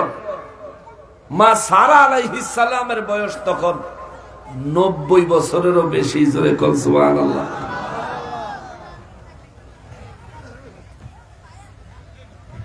ইব্রাহিম আলাইহিস সালাম তিনি অত্যন্ত অতিথি পরায়ণ ছিলেন। মেহমান ছাড়া খানা খাইতেন না, মেহমান ছাড়া খানা খাইতেন না। একবার 15 দিন পার হয়ে গেছে, কোনো মেহমান নাই। 15 দিন ধরে অপেক্ষা করতেছেন। 15 দিন পরে হঠাৎ করে একদল মেহমান ইব্রাহিম নবীর বাড়িতে তশরিফ আনলেন। এমন মেহমান যাদের চেহারাগুলো নূরানি, জোরে কন্যা সুবহানাল্লাহ। এত সুন্দর মানুষ ইব্রাহিম নবী বলেন, এর আগে আমি আর কোনোদিন দেখি নাই। এই মানুষগুলো ইব্রাহিম নবীর বাড়িতে আসলে ইব্রাহিম আলাইহিস সালাম গরুর একটা বাছুর, কারণ গরুর বাছুরের গোশতটা গরুর থেকে একটু নরম হয় আর এটা অনেক মজা হয়, ঠিক না? কচি গরুর গোশত, আমরা যে গরুর গোশত খাই, এই গরুর গোশত খাওয়া ইব্রাহিম নবীর সুন্নাত। সুবহানাল্লাহ। ইব্রাহিম নবী গরু পালতেন, গরুর গোশত বেশি খাইতেন। একদল মানুষ দেখে ইব্রাহিম আলাইহিস সালাম কি করলেন, ওই গরুর একটা বাছুরের এটারে পুরা কাবাব বানাইছে, কাবাব বানায়া তাদের সামনে দিছে খাইতে। যাদের সামনে খাইতে দিছে তারা কেউ খানার দিকে হাত দেয় না। খানার দিকে যখন হাত দেয় না, ইব্রাহিম নবী ভয় পেয়ে গেছে। তিনি ভাবছেন এরা কারা না কারা, আবার কি শত্রু নি, দুশ্মন নি, আমার মারণ টারণের লেগে আইলো, হামলা করণের লেগে আইলো নাকি? ইব্রাহিম আলাইহিস সালামের ভিতরে একটা ভয় কাজ করতেছে। এই অবস্থায় এই মানুষগুলো বলেন, আপনি ভয় পাইয়েন না, আমরা এখানে যারা আছি আমরা কেউ মানুষ না, আমরা সবাই আল্লাহর ফেরেশতা। জোরে কোন সুবহানাল্লাহ। ইব্রাহিম নবী কয়, ফেরেশতা আমার ভাই কি খিলি গাইছেন? বলে আমরা হযরত লূত আলাইহিস সালামের কওমদেরকে ধ্বংস করার জন্য এসেছি, তবে আপনাকে একটা সুসংবাদ দিতে আইছি। জোরে কোন সুবহানাল্লাহ। কি দিতে হইছে? ইব্রাহিম নবীর বয়স কত? 100। মা সারা আলাইহিস সালামের বয়স কত? মহিলারা দেখবেন বাড়িতে যদি কোনো মানুষ কোনো সুসংবাদ লই আইয়ে, বেডিরা ঘরের ভিতরে থেকে দরজার কিনারো পর্দাটার কাছে আইয়া কান্না ভাইত্যা খারাইয়া দেয়, ঠিক কিনা বলেন? শুনবো কি কয়। ইব্রাহিম আলাইহিস সালামকে যখন ফেরেশতারা বললেন, আমরা মানুষ নই, আমরা আল্লাহর প্রেরিত ফেরেশতা, আল্লাহ আমাদেরকে পাঠাইছেন লূত আলাইহিস সালামের জাতিরে ধ্বংস করত। লূত আলাইহিস সালামের জাতিরা কি করত? তারা পুরুষে পুরুষে জিনা করত, নারীতে নারীতে জিনা করত। এই তারা সমকামিতায় লিপ্ত ছিল। আফসোস আর দুঃখজনক হলেও সত্য, আমাদের দেশে কিছু কওমি মাদ্রাসার কিছু এমন হুজুর পাওয়া যায় যারা ছেলে বাচ্চাদেরকে ওই কওমে লূতের বংশধরদের মতো বলাৎকার করে। কথা বলেন ঠিক কিনা? কোন সুন্নি এমন কাজ আজ পর্যন্ত করে নাই, করবে বলে আশা করা যায় না। তারার পক্ষে এটা সম্ভব।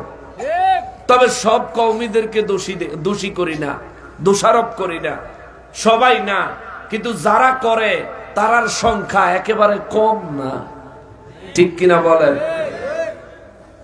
অত্যন্ত অধিক পরিমাণে তাদের সংখ্যা। এদের উপর আল্লাহর গজব নামে এরা টের পায় না। এই যে জায়গায় জায়গায় ধরা খায়, যেই মানুষটা এই কাজ করে ধরা খাইলো, এই মানুষের পারিবারিক জীবন, সামাজিক জীবন, রাষ্ট্রীয় জীবনের কোন জায়গায় যে তারা চিনবে সেখানে তার ইজ্জত থাকে। আর যার ইজ্জত নাই, এর জীবনের কোন দাম আছে? কুত্তার তো ব্যক্তিগত একটা ইজ্জত আছে, বেটা তোর ইজ্জত নাই।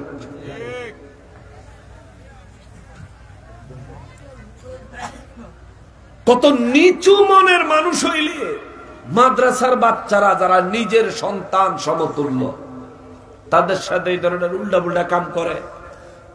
আবার এই ধরনের হুজুরি জানাজার নামাজে দোয়া করানোর সময় সামনে গিয়ে বেদাতের ফতুয়া লইয়া খাড়ায়, ঠিক কিনা বল?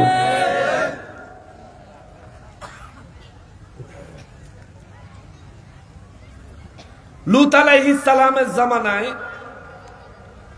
লূত আলাইহিস সালাম যেই বসতিতে থাকতেন, এই বসতির এই বেয়াদ্দপেরা ছিল এরকম বাইরের থেকে কোনো মেহমান আইলো তারে ধরে উল্টা উল্টা কাম করত, এত বেয়াদবাজি। আল্লাহ তাদের উপর নারাজ হয়ে গেলেন, ফেরেশতাদেরকে পাঠাইলেন আযাব দেওয়ার জন্য। ফেরেশতাদেরকে শর্ত দিয়া দিছে, তোমরা ততক্ষণ পর্যন্ত তাদের উপর আযাব দিবা না, তাদেরকে ধ্বংস করবা না, যতক্ষণ পর্যন্ত লূত নবী তারা খারাপ, তারা জঘন্য এই কথার উপর 4 বার সাক্ষী না দেয়। কয়বার? কয়বার? লূত নবী যদি 4 বার তোমাদের সামনে সাক্ষ্য দেয় তারা খারাপ, এরপরে তোমরা তোমাকে কাজ স্টার্ট করে দিবা। জোরে কোন আল্লাহু আকবার। ইব্রাহিম আলাইহিস সালামের কাছে একদল ফেরেশতা আসে, তারা বললেন আমরা খাইতে আসি নাই, আমরা আল্লাহর ফেরেশতা, মানুষ না। যখন ফেরেশতা শুনছে মা সারা আলাইহিস সালাম তিনি পর্দার আড়াল থেকে দরজার পর্দার লগে কান লাগাইয়া দিছে, ফেরেশতারা আইছে, নিশ্চয়ই কোনো খবর আছে। বললেন আমরা এসেছি লূত আলাইহিস সালামের সম্প্রদায়কে ধ্বংস করার জন্য। ইব্রাহিম নবী বলেন তাইলে আমার বাড়িতে কেন? বলে আপনার বাড়িতে আসছি কারণ হলো আপনার জন্য আল্লাহ একটা সুসংবাদ দিছে। ইব্রাহিম নবী কয় কি সুসংবাদ? ইব্রাহিম নবীর ফেরেশতারা কয় আল্লাহ আপনার ঘরে আর সারা আলাইহিস সালামের ঘরে, দুইজনের ঘরে আমার আল্লাহ ইসহাক নামে একজন পুত্র সন্তান দান করবে।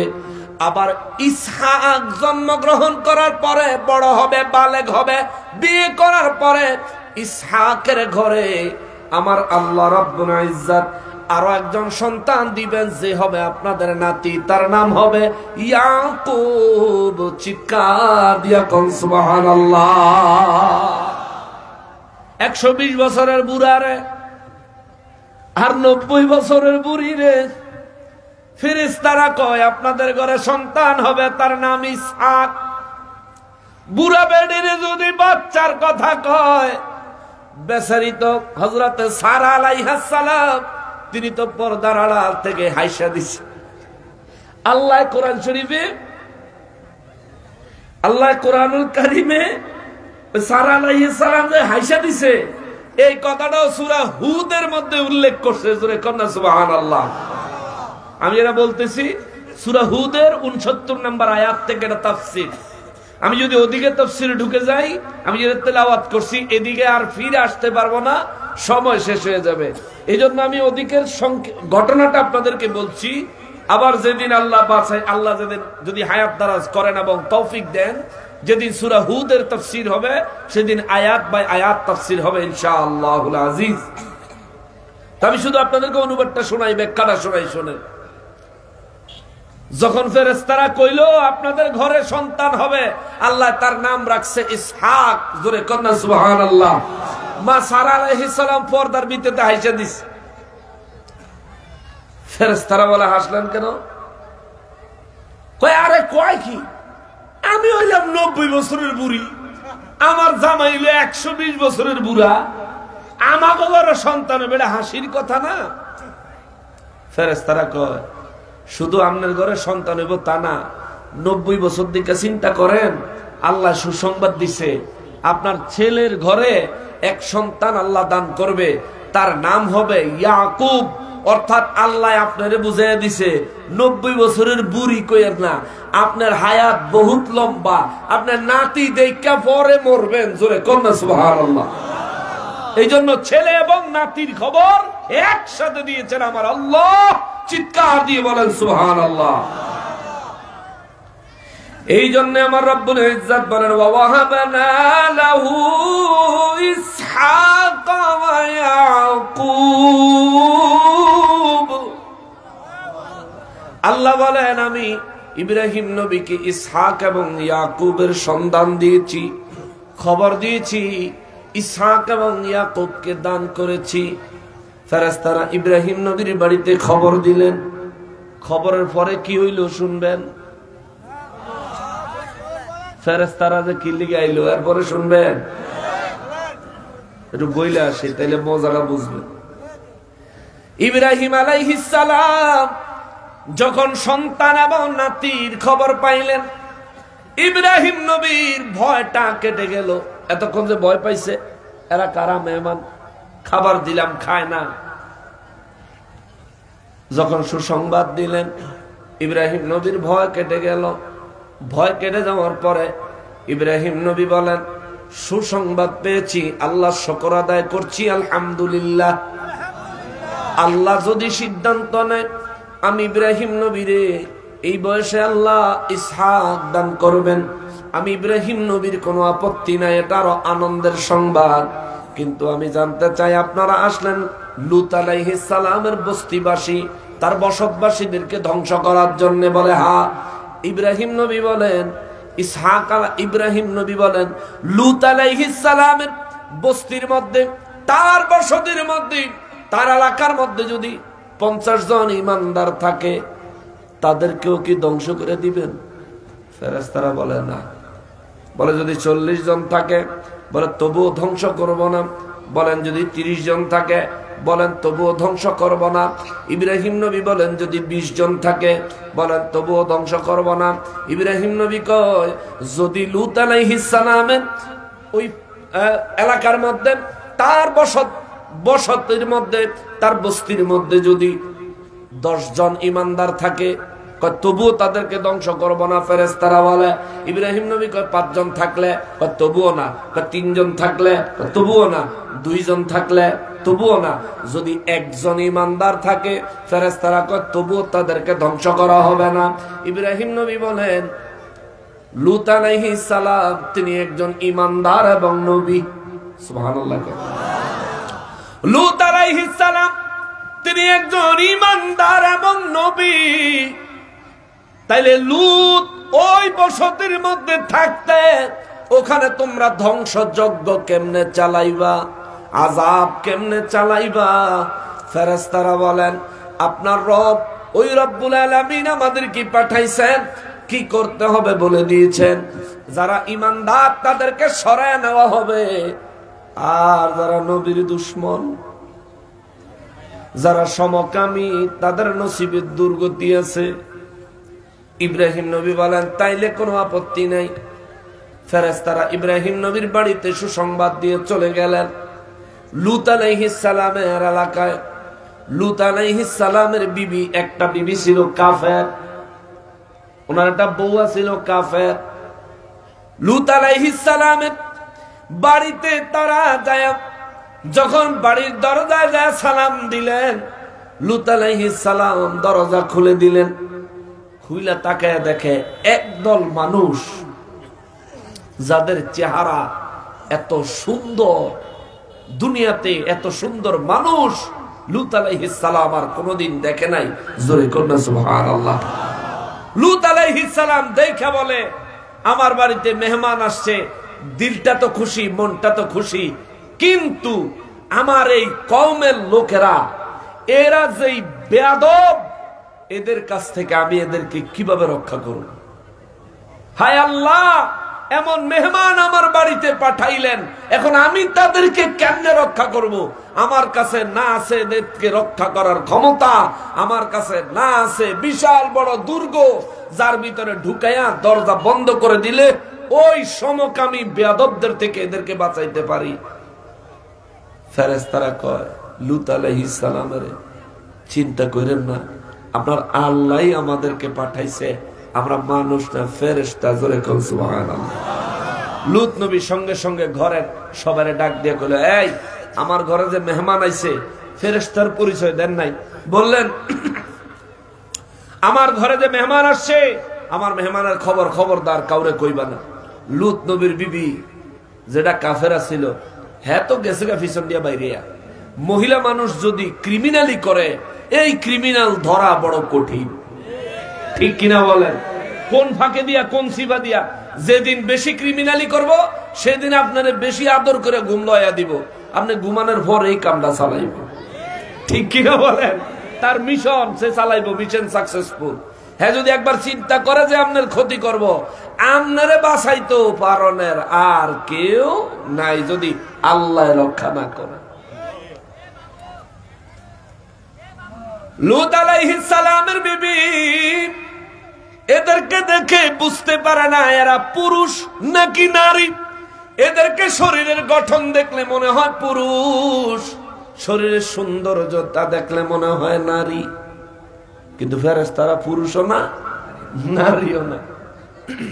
লূত আলাইহিস সালামের বিবি চলে গেলেন কওমদের কাছে, সম্প্রদায়ের কাছে, বস্তিবাসীর কাছে যে খবর দিল, তোমরা এখানে বসে রইছো, লূত নবীর বাড়িতে এমন কিছু মেহমান আইছে রে, ওই মেহমানগুলি এত সুন্দর, আমার জীবনে এত সুন্দর মানুষ আমরা আর দেখি নাই।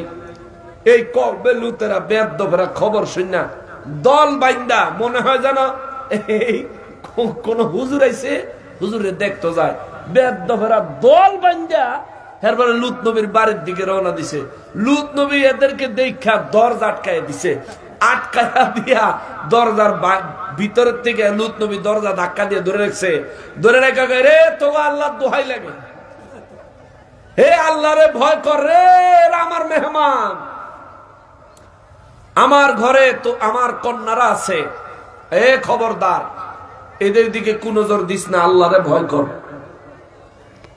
ওরা বাইরেতে ডাইকা কয় লূত নবী দরজা খোলেন, নাহলে দরজা কিন্তু ভাঙ্গা লাইমু। আপনার মাইয়ারা আমাগো কি চিন্তা করেন, আপনার মেয়েরা আমাদের কি, আপনার মেয়েদের ক্ষতি আমরা করব না, কিন্তু যারা মেহমান আপনার ঘরে আইছে হেরারা বাইর করে দেন, আমরা হেরার লগে যা করার করি, জোরে কর নাউজুবিল্লাহ। লূত আলাইহিস সালাম তখন সেখানে দাঁড়ায় আক্ষেপ করে, হায় রে মালিক, এমন মেহমান পাঠাইলা, আমার মতো অযোগ্যের কাছে না আছে আমার পাওয়ার, না আছে আমার ক্ষমতা, আমি এদেরকে কিভাবে ওদের থেকে রক্ষা করব। লূত আলাইহিস সালামের ফেরেশতারা কয়, কেন এদের থেকে রক্ষা করার কি আছে? লূত আলাইহিস সালাম ফেরেশতাদেরকে বলেন, আল্লাহর জমিনে এদের চাইতে খারাপ কোন মানুষ, খারাপ কোন সম্প্রদায় এই জমিনে আর নাই। সাক্ষী হইছে কয়বার? কয়বার হইছে? কয়বার সাক্ষী নিতে কইছে আল্লাহ? কয়বার? লূত নবী আবারও কয়, আল্লাহর জমিনে এদের চাইতে খারাপ কোন সম্প্রদায় নাই। কয়বার হইছে? আবারও বলেন, আল্লাহর জমিনে এদের চাইতে অসভ্য আর কোন জাতি নাই। কয়বার হইছে? 4 নম্বর বারে একই কথা কইছে, জোরে কোন সুবহানাল্লাহ। এবার ফেরেশতারা কয় লূত আলাইহিস সালামের, হুজুর আপনার দরজাটা ছেড়ে দেন। সুবহানাল্লাহ কয় না রে? এবার ফাইনাল খেলা হবে। কোন খেলা? ফাইনাল খেলা হবে। হুজুর দরজাটা খুলে দেন। লূত আলাইহিস সালাম বলেন, কেন? বলেন রব্বুল আলামিন আমাদেরকে পাঠাইছেন আপনার বাড়িতে এই বেয়াদবদেরকে চিরতরে ধ্বংস করে দেওয়ার জন্য। এতক্ষণ অপেক্ষায় ছিলাম, আপনি কখন 4বার সাক্ষ্য দিবেন। আল্লাহ আমাদেরকে ওয়াদা করায় পাঠাইছেন আপনার কাছ থেকে যেন 4বার সাক্ষ্য নেই, তারপরে যেন আমরা আমাদের কাজ শুরু করি। হুজুর আপনি 4বার সাক্ষ্য দিয়ে ফেলেছেন, আপনি বলছেন এরা সবচাইতে খারাপ মানুষ। ও হুজুর, আল্লাহ রাব্বুল আলামিনের নির্দেশ হলো আপনি আপনার পরিবার লইয়া, আপনার উম্মত লইয়া আপনি এই এলাকা ছেড়ে চলে যান। তবে খবরদার আপনার কাফের বউডারে লইয়া যাইয়েন না, তাই এর লগে হিসাব বাকি আছে। চিৎকার দিয়া কোন সুবহানাল্লাহ। লূত আলাইহিস সালাম যখন শুনেছেন এটাই আল্লাহর নির্দেশ, আর কোনো কথা নাই, পরিবারের লোকদেরকে লইয়া, উম্মত গুলারে লইয়া রওনা দিছে রে। চলছেন আর চলছেন, চলছেন আর চলছেন, চলছেন আর চলছেন। নিজের বউ যেটা কাফের এটা থুইয়া গেছে। এইবার আমার রব্বুল ইজ্জত বলেন, জিবরাইল রে কাম শুরু করো। জিবরাইল আমিন কাজ শুরু করছে। জিবরাইল আমিনের নূরের 600 পাখা আমার আল্লাহ দিছে। এক একটা পাখা জিবরাইল আমিন বলেন, কাবা শরীফের ছাদের উপরে দাঁড়ায়া আমি জিবরাইল যদি আমার একটা পাখা খুলি, যেদিকে খুলবো ওদিকে আল্লাহর এই জমিনের শেষ প্রান্তে গিয়া লাগবে। কাবার ছাদে জিবরাইল আমিন কয়, আমি জিবরাইলের 600 নূরের পাখার থেকে 4টা পাখা যদি কাবা শরীফের উপরে আমি জিবরাইল দাঁড়ায়া ডান দিকে একটা, বাম দিকে একটা, সামনে একটা, পিছনে একটা, 4টা পাখা যদি খুলে দেই, যতক্ষণ পর্যন্ত আমি পাখা না গুটাইব ততক্ষণ এই জমিনে সূর্যের আলো পড়বে না। সুবহানাল্লাহ। অর্থাৎ পুরো দুনিয়া ঢেকে যাবে। রব্বুল ইজ্জত জিবরাইল আমিনকে নির্দেশ দিলেন, জিবরাইল রে কাজ শুরু করো। জিবরাইল আমিন কাজ আরম্ভ করলেন। একটা নূরের পাখা জমিনের নিচে ঢুকায়া দিল। কওমে লুতের 4টা শহর ছিল। কটা শহর? 4 লক্ষ মানুষ ছিল। আল্লাহু আকবার। 4টা শহর, 4 লক্ষ মানুষ একেবারে জমিনের নিচে জিবরাইল আমিনের পাখাটা ঢুকায়া পুরো মাটি সহ উঠায়া ফেলাইছে। আপনাকে বুঝাই, এটা মনে করেন জমিন, জিবরাইল আমিন পাখা ঢুকায়া এইভাবে উঠাইছে। এইভাবে জিবরাইল আমিন উঠাইতেছে, জমিন থেকে উপরের দিকে উঠাইতেছে, উঠাইতেছে, উঠাইতেছে। আল্লাহর কালামে আমার রব্বুল ইজ্জত সূরা হুদের 6 নাম্বার রুকু থেকে 7 নাম্বার রুকু পর্যন্ত আমার আল্লাহ সুন্দরভাবে বয়ান করেছেন। জিবরাইল আমিন এইভাবে এই মাটি সহকারে পুরো শহর, পুরো শহরবাসী, হাঁস মুরগি গরু ছাগল যা আছে সব, গাছপালা তরুলতা যা আছে সব উপরের দিকে উঠায়, উপরের দিকে উঠায়, উপরের দিকে উঠায়। আমার রব্বুল ইজ্জত বলেন, জিবরাইল রে এমন ভাবে উঠাইবি রে, কোন গ্লাসের উপরে পানি রাখা থাকলে এই গ্লাসের পানিটাও যেন কাত হইয়া না পড়ে, যে ঘুমায় আছে তার ঘুম যেন না ভাঙে, যে যে কাজে আছে সে যেন বুঝতে না পারে কি হচ্ছে। আল্লাহু আকবার। আল্লাহর আযাবকে ভয় করো হে মুমিন, আল্লাহর আযাবকে ভয় করো। আল্লাহ ধরে না, ধরলে কিন্তু ছাড়ে না। আল্লাহ ছাড় দেয় কিন্তু ছাইরা দেয় না। আমার রব্বুল ইজ্জত কয়, জিবরাইল এমন ভাবে উঠাবি যাতে 1 গ্লাস পানিও যাতে কাত হইয়া না পড়ে। এই জিবরাইল এমন ভাবে উঠাবি ঘুমন্ত মানুষটা যেন সজাগ হইতে না পারে, এমন ভাবে উঠাবি পশু পাখিগুলো যাতে চমকায়া না যায়। আল্লাহ রাব্বুল ইজ্জত আমার নবীর উপর ওহী নাজিল করেন সূরা হুদে। নবীজিরে আল্লাহ কয়, নবী গো, ও মায়ার নবীজি, মক্কাবাসীদেরকে বলেন, দুনিয়াবাসীদেরকে বলেন, মাস্তানি তো বহু করলা, তোমাদের থেকেও বড় মাস্তান অনেক ছিল, যুগে যুগে শেষ হয়ে গেছে। আমি আল্লাহর সাথে নাফরমানি, শিরিক আর কুফরের কারণে আমি আল্লাহ তাদেরকে যুগে যুগে ধ্বংস করে দিয়েছি। ইয়া রাসূলুল্লাহ, বিশ্ববাসীরে বলেন, ওই কওমে লুতের ধ্বংসের কথাটা বলেন, তাদেরকে আমি আল্লাহ কেমনে ধ্বংস করছি। জিবরাইল আমিনের আমি আল্লাহ বললাম, জিবরাইল সুন্দরভাবে উঠাইবা। জিবরাইল আমিন সুন্দরভাবে উঠাইলেন।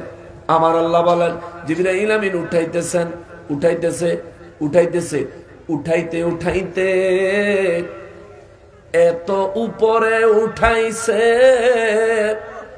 আমার আল্লাহ কোরআনে ঘোষণা দিয়া কয়, ওই জমিনের গরু ছাগল হাঁস মুরগি যে ডাকে, এই ডাকের শব্দগুলো প্রথম আসমানের ভিতর থেকে শোনা যাইতেছিল। আল্লাহু আকবার।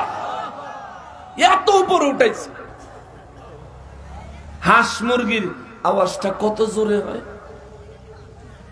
কতটুকু শব্দ হয়। আমার মনে হয় যদি এই প্যান্ডেলের ওই মাথায় কোন মুরগিতে আওয়াজ করে আমরা এখান থেকে ঠিক মতো শুনতে পাবো না। কিন্তু আল্লাহ পাক সূরা হুদের মধ্যে বলেন, জিবরাইল আমিন কওমে লুতকে যখন জমিন থেকে তুলে ধরেছিল, কওমে লুত তারা তো ঘুম ভাঙে নাই, তাদের হাঁস মুরগি গরু ছাগলগুলোর আওয়াজ প্রথম আসমানের ভিতর থেকে শোনা যাইতেছিল। ওই জায়গা থেকে জিবরাইল আমিনকে দিয়া আমি আল্লাহ এই জমিন এভাবে উঠাইছে, এভাবে উঠায়া ওই আসমান থেকে উপর করে পুরো জমিনের উপর ধসায়া দিছি, পুরো উল্টায়া তাদেরকে চিরতরে নিঃশেষ করে দিয়েছি। আল্লাহু আকবার।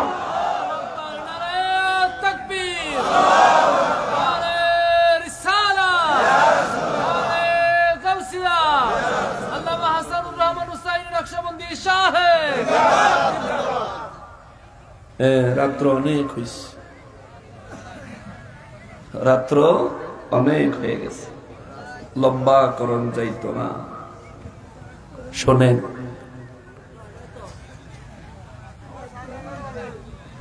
ইব্রাহিম আলাইহিস সালামের রব্বুল ইজ্জত ইসহাক আলাইহিস সালাম এবং ইয়াকুব আলাইহিস সালামের সুসংবাদ দিলেন, ছেলে এবং নাতির সুসংবাদ একসাথে। লূত আলাইহিস সালামের জামানায় কওমে লূতকে আল্লাহ যেমনে ধ্বংস করেছে, আজকের সমাজে যারা মাদ্রাসা শিক্ষার পাশাপাশি মাদ্রাসা ছাত্রদেরকে বলাৎকার করে ওই কওমে লূতের পুনরাবৃত্তি করতেছে, আমরা ভয় করছি আল্লাহর এর থেকেও জঘন্য, এর থেকেও কঠিন আযাব এ জমিনে নেমে আসতে পারে কি পারে না? জোরে বলেন, পারে কি পারে না? আল্লাহকে ভয় করা উচিত, পরিবর্তন হওয়া উচিত। মানুষের কি হয়েছে, নামাজ আল্লাহর জন্য পড়ে, নামাজের পরে দোয়া করতে চায় না। ও মানুষ, তোমার কি প্রয়োজন নাই? আল্লাহর দরবারে চাওয়ার কোনো কিছু তোমার কি দরকার নাই? আল্লাহর কাছে তুমি আত্মসমর্পণ করো না, রব্বুল আলামিনের কাছে তুমি চাও না। ও মানুষ, এত বড় নাফরমান কেমনে হইছো তুমি? মুসলমানেরা রে, আমার পেয়ারা নবীর উম্মতেরা রে, নূর নবী রাহমাতুল লিল আলামিন কে আমার আল্লাহ বলেন, ওয়া ওয়াহাবনা লাহু ইসহাক ওয়া ইয়াকুব। ইব্রাহিম নবীকে আমি আল্লাহ পুত্র ইসহাক এবং নাতি ইয়াকুব আলাইহিস সালামকে দান করেছি এবং তাদেরকে দিয়েছি এমন সময় যে সময় নারীরা সন্তান গর্ভধারণ করার ক্ষমতা রাখে না, যে সময় পুরুষরা সন্তান জন্ম দেওয়ার ক্ষমতা রাখে না। ইব্রাহিম নবী 120 বছর বয়সে মা সারা আলাইহিস সালামের 90 বছর পার হওয়ার পরে আমি আল্লাহ ইসহাক আলাইহিস সালামকে দান করেছি এবং তাদের হায়াতকে দীর্ঘ করে দিয়েছি। তারা তাদের নাতি ইয়াকুব আলাইহিস সালামকে পর্যন্ত দেখেছেন।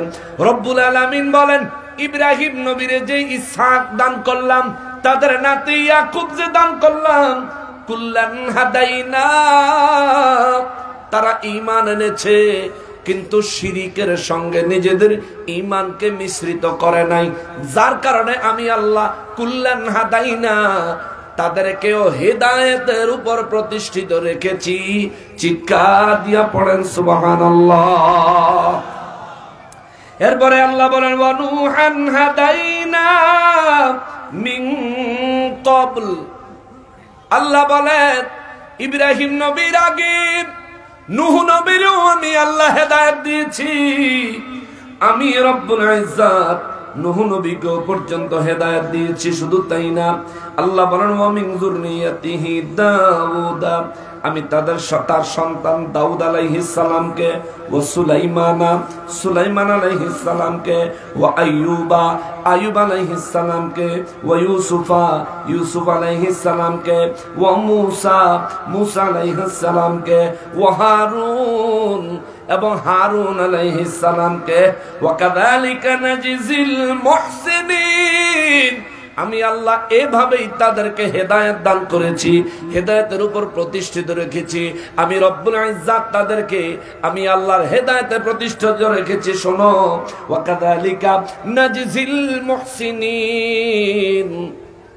আমার আল্লাহ বলেন, আমি আল্লাহ এভাবেই আমার মুহসিন বান্দাদেরকে পুরস্কার দিয়ে থাকি।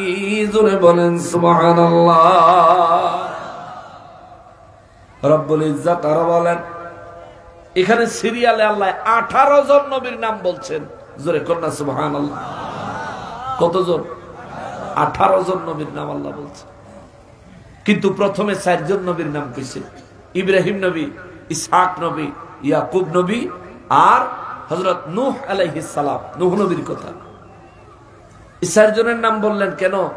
নূহ নবীর প্লাবনের পরে এই 4 জনের মাধ্যমেই পৃথিবীতে আবার তাওহীদ এবং রিসালাতের বাণী আল্লাহ প্রচার করে বিশ্ববাসীকে হেদায়েতে এনেছেন। জোরে কন্যা সুবহানাল্লাহ।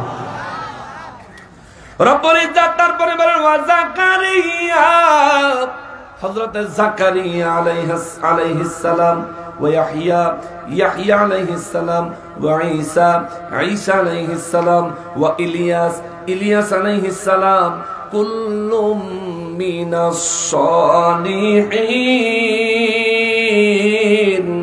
আল্লাহ বলেন এরা সবাই হলো নেক আমল করনেওয়ালা, হেদায়েত প্রাপ্ত। আমি আল্লাহর প্রিয় বান্দা, আমি আল্লাহ তাদের উপর খুশি, তারা আমার উপর খুশি। এরপরে আল্লাহ বলেন ওয়া ইসমাঈল এবং হযরত ইসমাঈল আলাইহিস সালাম ওয়াল ইয়াসা হযরত ইয়াসা আলাইহিস সালাম ওয়া ইউনুস হযরত ইউনুস আলাইহিস সালাম ওয়া লূত এবং হযরত লূত আলাইহিস সালাম ওয়া কুল্লান ফাদ্দালনা আলাল আলামিন। এই যে 18 জন নবীর নাম আমি আল্লাহ বললাম, প্রত্যেকজন নবীকে তাদের নবুয়তের জামানায় পৃথিবীতে তাদের হায়াত যখন ছিল তখনকার সময় আমি আল্লাহ তাদেরকে এমন মর্যাদা দিছিলাম রে, ওয়া কুল্লান ফাদ্দালনা আলাল আলামিন। প্রত্যেক নবীর জামানায় ওই নবীর চাইতে মর্যাদাবান আমি আল্লাহ আমার জগৎ সমূহের মধ্যে আর কাউরে বানাই নাই। সুবহানাল্লাহ। ইব্রাহিম নবীর জামানায় সব চাইতে বেশি মর্যাদাবান ইব্রাহিম নবী। ইসহাক নবীর জামানায় আল্লাহ সৃষ্টি জগতের সবচেয়ে মর্যাদাবান ছিল ইসহাক নবী। এইভাবে 18 জন নবীর নাম আল্লাহ বলেন, আল্লাহ বলেন তাদের জামানায় তারা ছিল শ্রেষ্ঠ। শুধু জমিনে শ্রেষ্ঠ তা না, আলম বললে শুধু জমিন হইতো, আলামিন সমস্ত জগৎ সমূহের মধ্যে তাদেরকে শ্রেষ্ঠত্ব দান করেছেন কে? জোরে বলেন, আরো জোরে বলেন। অতএব বাবা, এই তাদেরকে 18 জন নবী রাসূলকে শ্রেষ্ঠত্ব দান করেছেন। এই যে ঘোষণাটা দিলেন, কি কারণে শ্রেষ্ঠত্ব পেয়েছে তারা? আল্লাযীনা আমানু, কারণ তারা ঈমান এনেছিলেন, ওয়ালাম ইয়ালবিসু ঈমানাহুম বিযুলমিন, আর তারা নিজেদের ঈমানকে শিরকের সাথে মিশ্রিত করে নাই। আচ্ছা, এবার আসেন আমাদের মধ্যে আমরা জানি না কিন্তু একটা শিরক আছে। এটা যে শিরক আমরা জানি না, কিন্তু একটা শিরকের কাজ আমাদের মধ্যে কিছু কমবখ্ত মানুষ করে থাকে। সেটা হলো কি, কিছু মানুষ নামাজ পড়ে দেখানোর জন্য, আসেনি?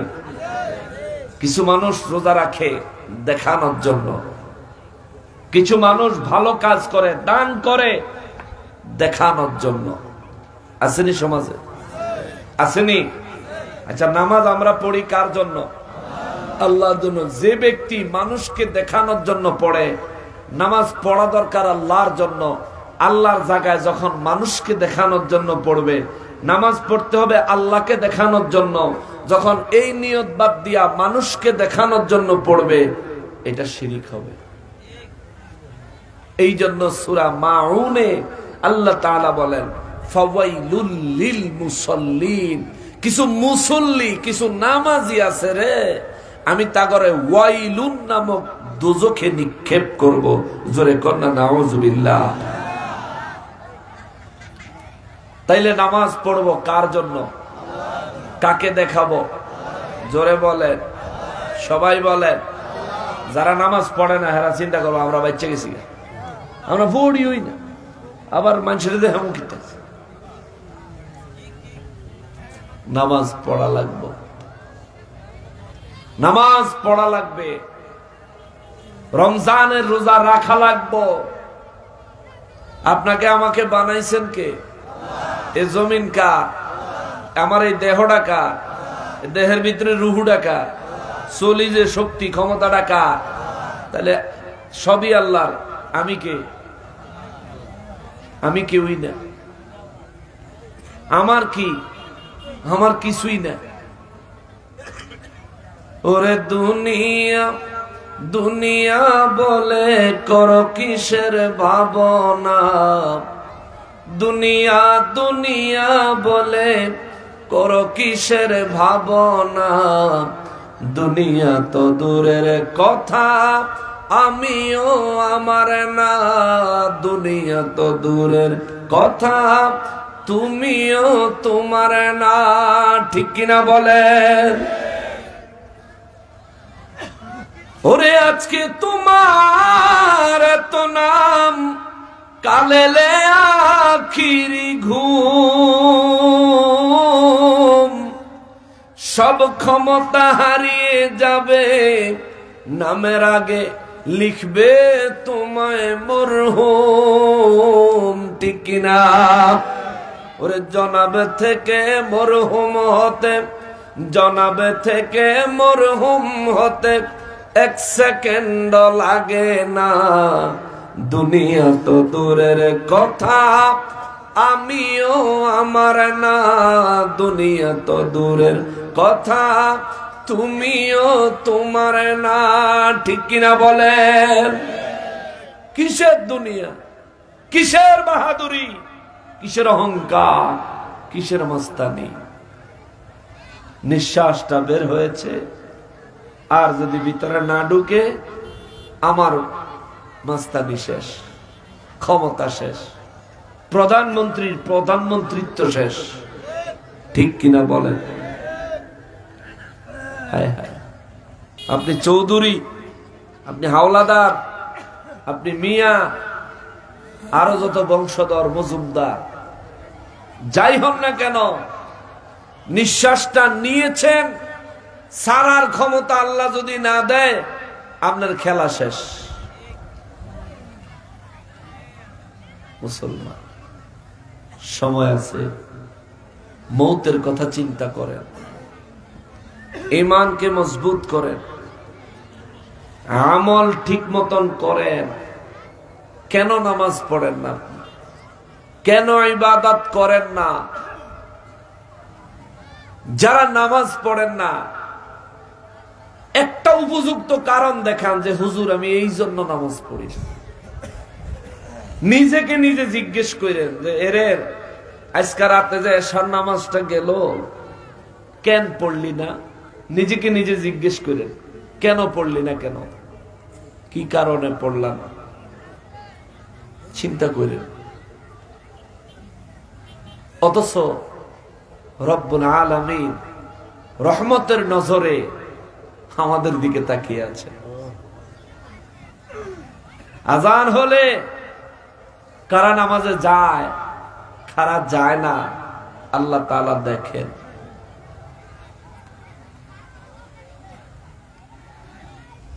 হাসরের ময়দানে যদি আল্লাহ আপনাকে ধৈর্য জিজ্ঞেস করে, বান্দা আমার নামাজে তুই কেন আসলি না, নামাজগুলো তুই কেন পড়লি না, আল্লাহ যদি এটা জিজ্ঞেস করে, কোন জবাব আছে?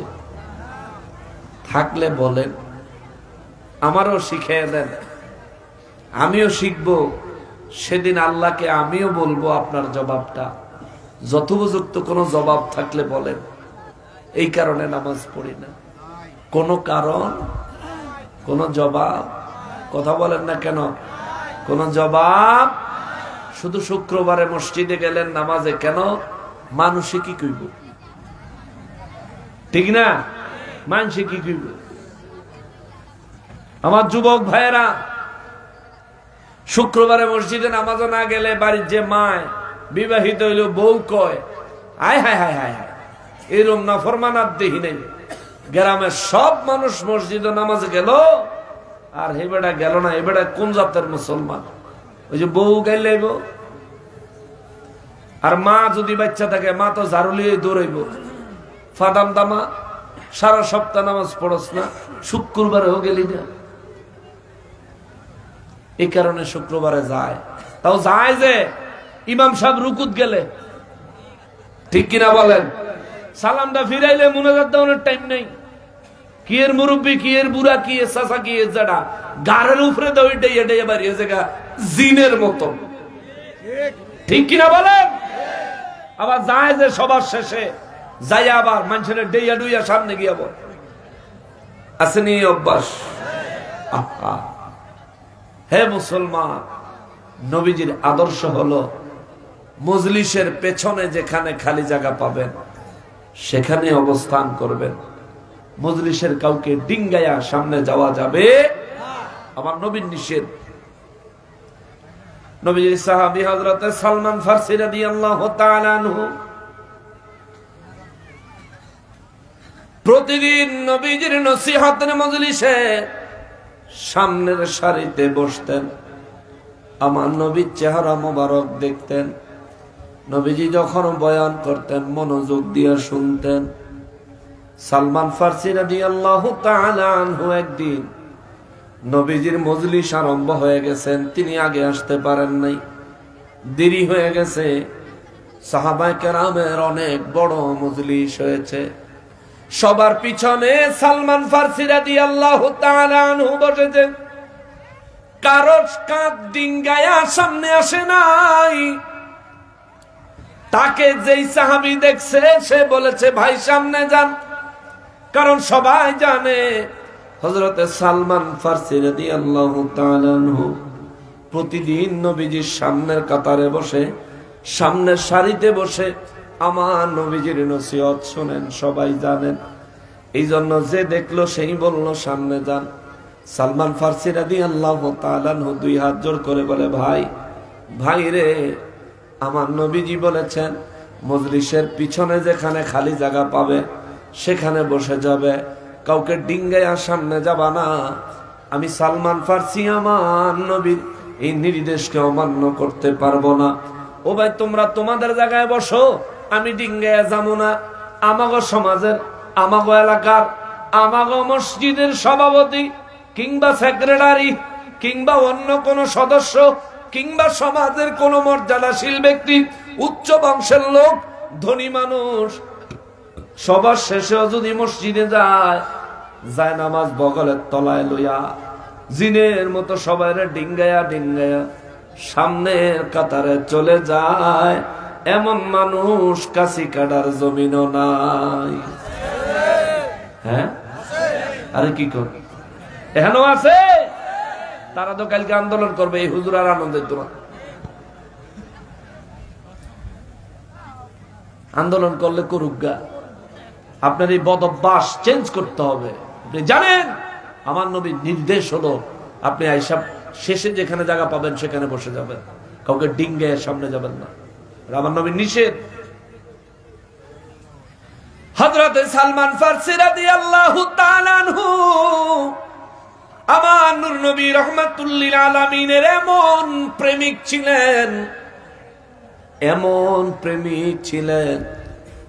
আমার নবী বয়ান করতেছেন, তিনি পিছনে বসেছেন, এত পিছনে ওখান থেকে আমার নূর নবীর চেহারা মোবারক দেখা যায় না।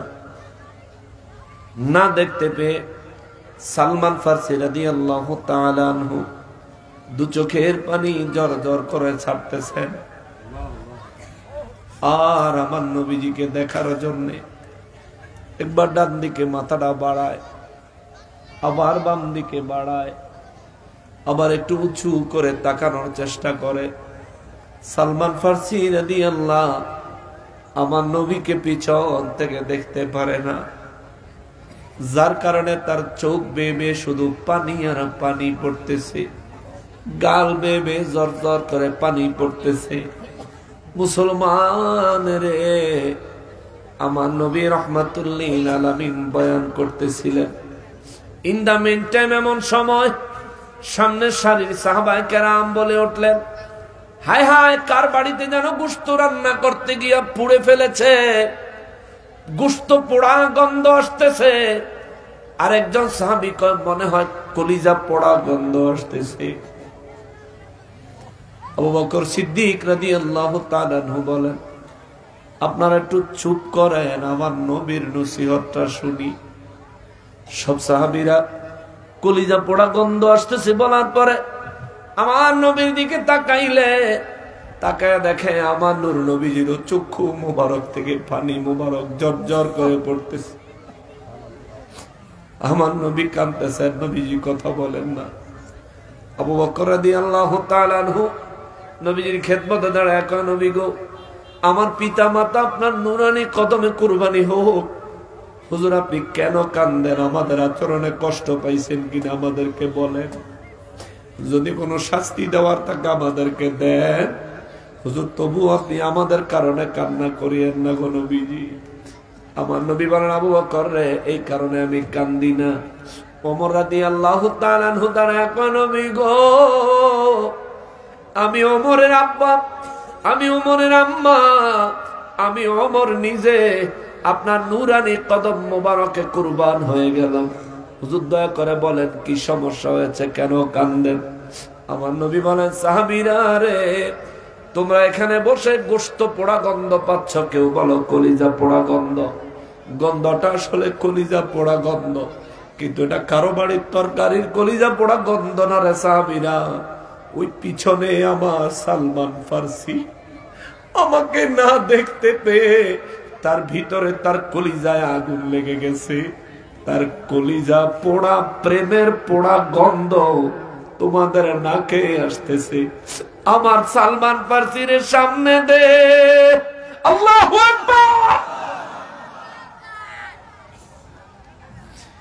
মুসলমানেরা রে, আমার প্যারা নবীর উম্মতিরা রে, সালমান ফার্সি রাদিয়াল্লাহু তাআলা আনহু আমার নবীজির নির্দেশ যেভাবে পালন করেছেন, নবীজিও তার জন্য ঠিক সেভাবে আবেগ দেখাইছেন, মায়া দেখাইছেন।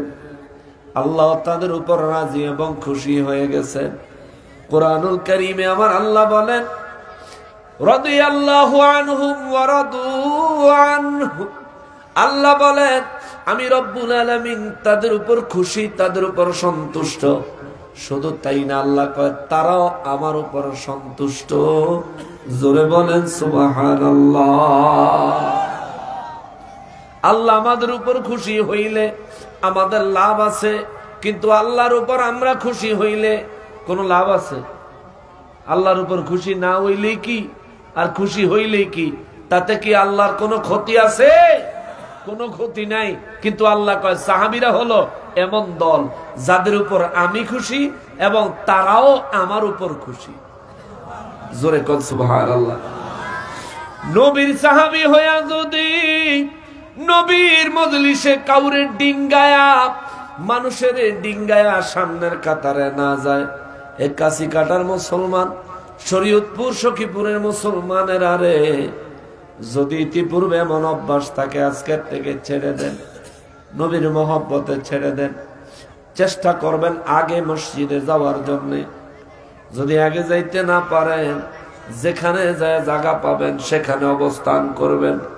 মুসলমানের ইনশাআল্লাহ নিয়ত করবেন, আমি নবীজির নির্দেশের উপর আমল করতেছি, আল্লাহ যেন দয়া করে আমার আমলটা কবুল করেন, দয়াল নবীর দিদার দিয়ে আমাকে যেন ধন্য করে দেন। জোরে পড়েন আমিন। এই নিয়ত করবেন, ভালো ভালো কাজের নিয়ত। ভালো ভালো কাজ যখন করবেন, নিয়ত করবেন, আল্লাহ এই কাজের উসিলায় আমার এই আশাটা পূরণ করে দাও, এই কাজের উসিলায় আমার এই আশাটা পূরণ করে দাও। এভাবে নিয়ত করবেন। মুসলমান 5 ওয়াক্ত নামাজ পড়বেন। শুধু শুক্রবারে মসজিদে গেলে হবে না, 5 ওয়াক্ত নামাজ পড়া লাগবে। রমজান মাস আসতেছে, রোজা রাখতে হবে। সামর্থ্যবানের জন্য হজ করে ফেলতে হবে। সামর্থ্যবান যারা আছেন আপনাকে হজ করতে হবে। চিন্তা করেন বলে পরিবারের ছেলে মেয়ে নায়নাতকুজ যারা আছে, বিয়ে শাদী দিয়ে একবার আজাই রইয়া এরপরে হজে যাব। হজ বাবা সবচাইতে কষ্টের ইবাদত। এটাতে শক্তি লাগে অনেক, শরীরের শক্তি সামর্থ্য লাগে অনেক। আপনি এমন বয়সে গেলেন, আপনি কাশ দিলে ফাদাইয়া পড়ে। শুনতে খারাপ শোনা গেল, আমাদের বাঙালি বাংলাদেশ থেকে যারা হজে যায়, এই সৌদি আরবে আমি গুনাহগার, তো আলহামদুলিল্লাহ একবার হজে গেলাম, আবার উমরায় গেলাম, তো দেখলাম যে বাংলাদেশের মানুষ ছাড়া আর কোন দেশের বুড়া মানুষ হজে যায় না। বাংলাদেশের থেকেই যায় একবারে বুড়াডি। অন্যান্য সব দেশে ইয়াং ছেলেরা যায়। ইন্দোনেশিয়ান ছেলে মেয়েদেরকে দেখছি একবারে ইয়াং কাপল, নতুন বিয়ে করছে, তারা হজে চলে আসছে। সুবহানাল্লাহ কন্যা নতুন বিয়ে করে হজে চলে আসছে। আর আমাদের দেশে নতুন বিয়ে করে কত জায়গাতে যায়। পয়সা যদি থাকে হিংসা, কি বলে, সিঙ্গাপুর যায়, পয়সা থাকলে আমেরিকা যায়, পয়সা থাকলে থাইল্যান্ড যায়, পয়সা থাকলে মালয়েশিয়া যায়, পয়সা থাকলে দুবাই যায়। হে পয়সাওয়ালা, তোমার পয়সা যদি হালাল হয় আল্লাহর রসুলের দরবারে যাও, মদিনা মুনাওয়ারায় গিয়া দেখো আল্লাহ তামাম সৃষ্টি জগৎ যত সুন্দর, তার থেকেও বেশি সুন্দর আমার দয়াল নবীর মদিনা মুনাওয়ারা। ঠিক কিনা বলে? আলা হযরত এমনে এমনে বলে নাই, जो मदीना ना देखा वो कुछ भी ना देखा, मोहम्मद का रोजा जन्नत का नक्शा। सुबहानाल्लाह। আপনি জীবনে মদিনা শরীফ দেখেন নাই, আল্লাহর পৃথিবীর আসল সৌন্দর্যই আপনি দেখেন নাই। নবীর দরবার কত যে সুন্দর, নবীর দরবার কত যে মায়ার, নবীর দরবার কত যে প্রেমের দরবার, না গেলে বুঝবেন না। আল্লাহ তাআলা আমাদেরকে হজ্জে বাইতুল্লাহ জিয়ারত রাসূলুল্লাহ নসিব করুন। সবাই পড়েন আমিন। যাদের যাকাত দেওয়ার সামর্থ্য হয়েছে, নিসাব পরিমাণ সম্পদের মালিক যারা হয়েছেন, যাকাত দিয়ে দিবেন, সময় মতো যাকাত দিয়ে দিবেন। আমাদের দেশে যাকাতের একটা টেন্ডেন্সি আছে, সেটা হইল কি, রমজান আইলে যাকাত দেওয়া শুরু করে। রমজান ছাড়া মনে হয় যেন সারা বছর যাকাত দেওয়ার বিধান নাই। না, এটা ভুল। আপনি যেদিন 1 লক্ষ টাকার মালিক হবেন, সেদিন থেকে পরবর্তী 1 বছর, পরের বছরে ওই তারিখে যদি আপনি 1 লক্ষ টাকার মালিক থাকেন অথবা তার থেকে বেশি টাকা থাকে, যত টাকা আছে তত টাকার শতকরা 2.5 টাকা করে যাকাত দিয়ে দিতে হবে। আপনি রমজানের আশায় বৈশা থাকা আপনার জন্য ঠিক হবে না। আপনি যেদিন নিসাব পরিমাণ সম্পদের মালিক হইছেন ওই তারিখ লেখা রাখবেন, পরবর্তী ওই তারিখ আইলে আবার হিসাব করবেন। হিসাব করে যদি আপনার ওই 1 লাখ টাকার বেশি থাকে কিংবা 1 লাখ থাকে, তাহলে যাকাত দিবেন।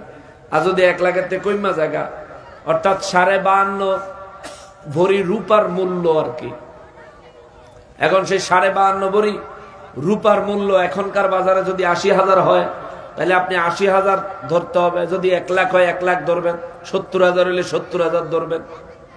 এটা যেদিন আপনি মালিক হইবেন সেদিন লিখে রাখবেন।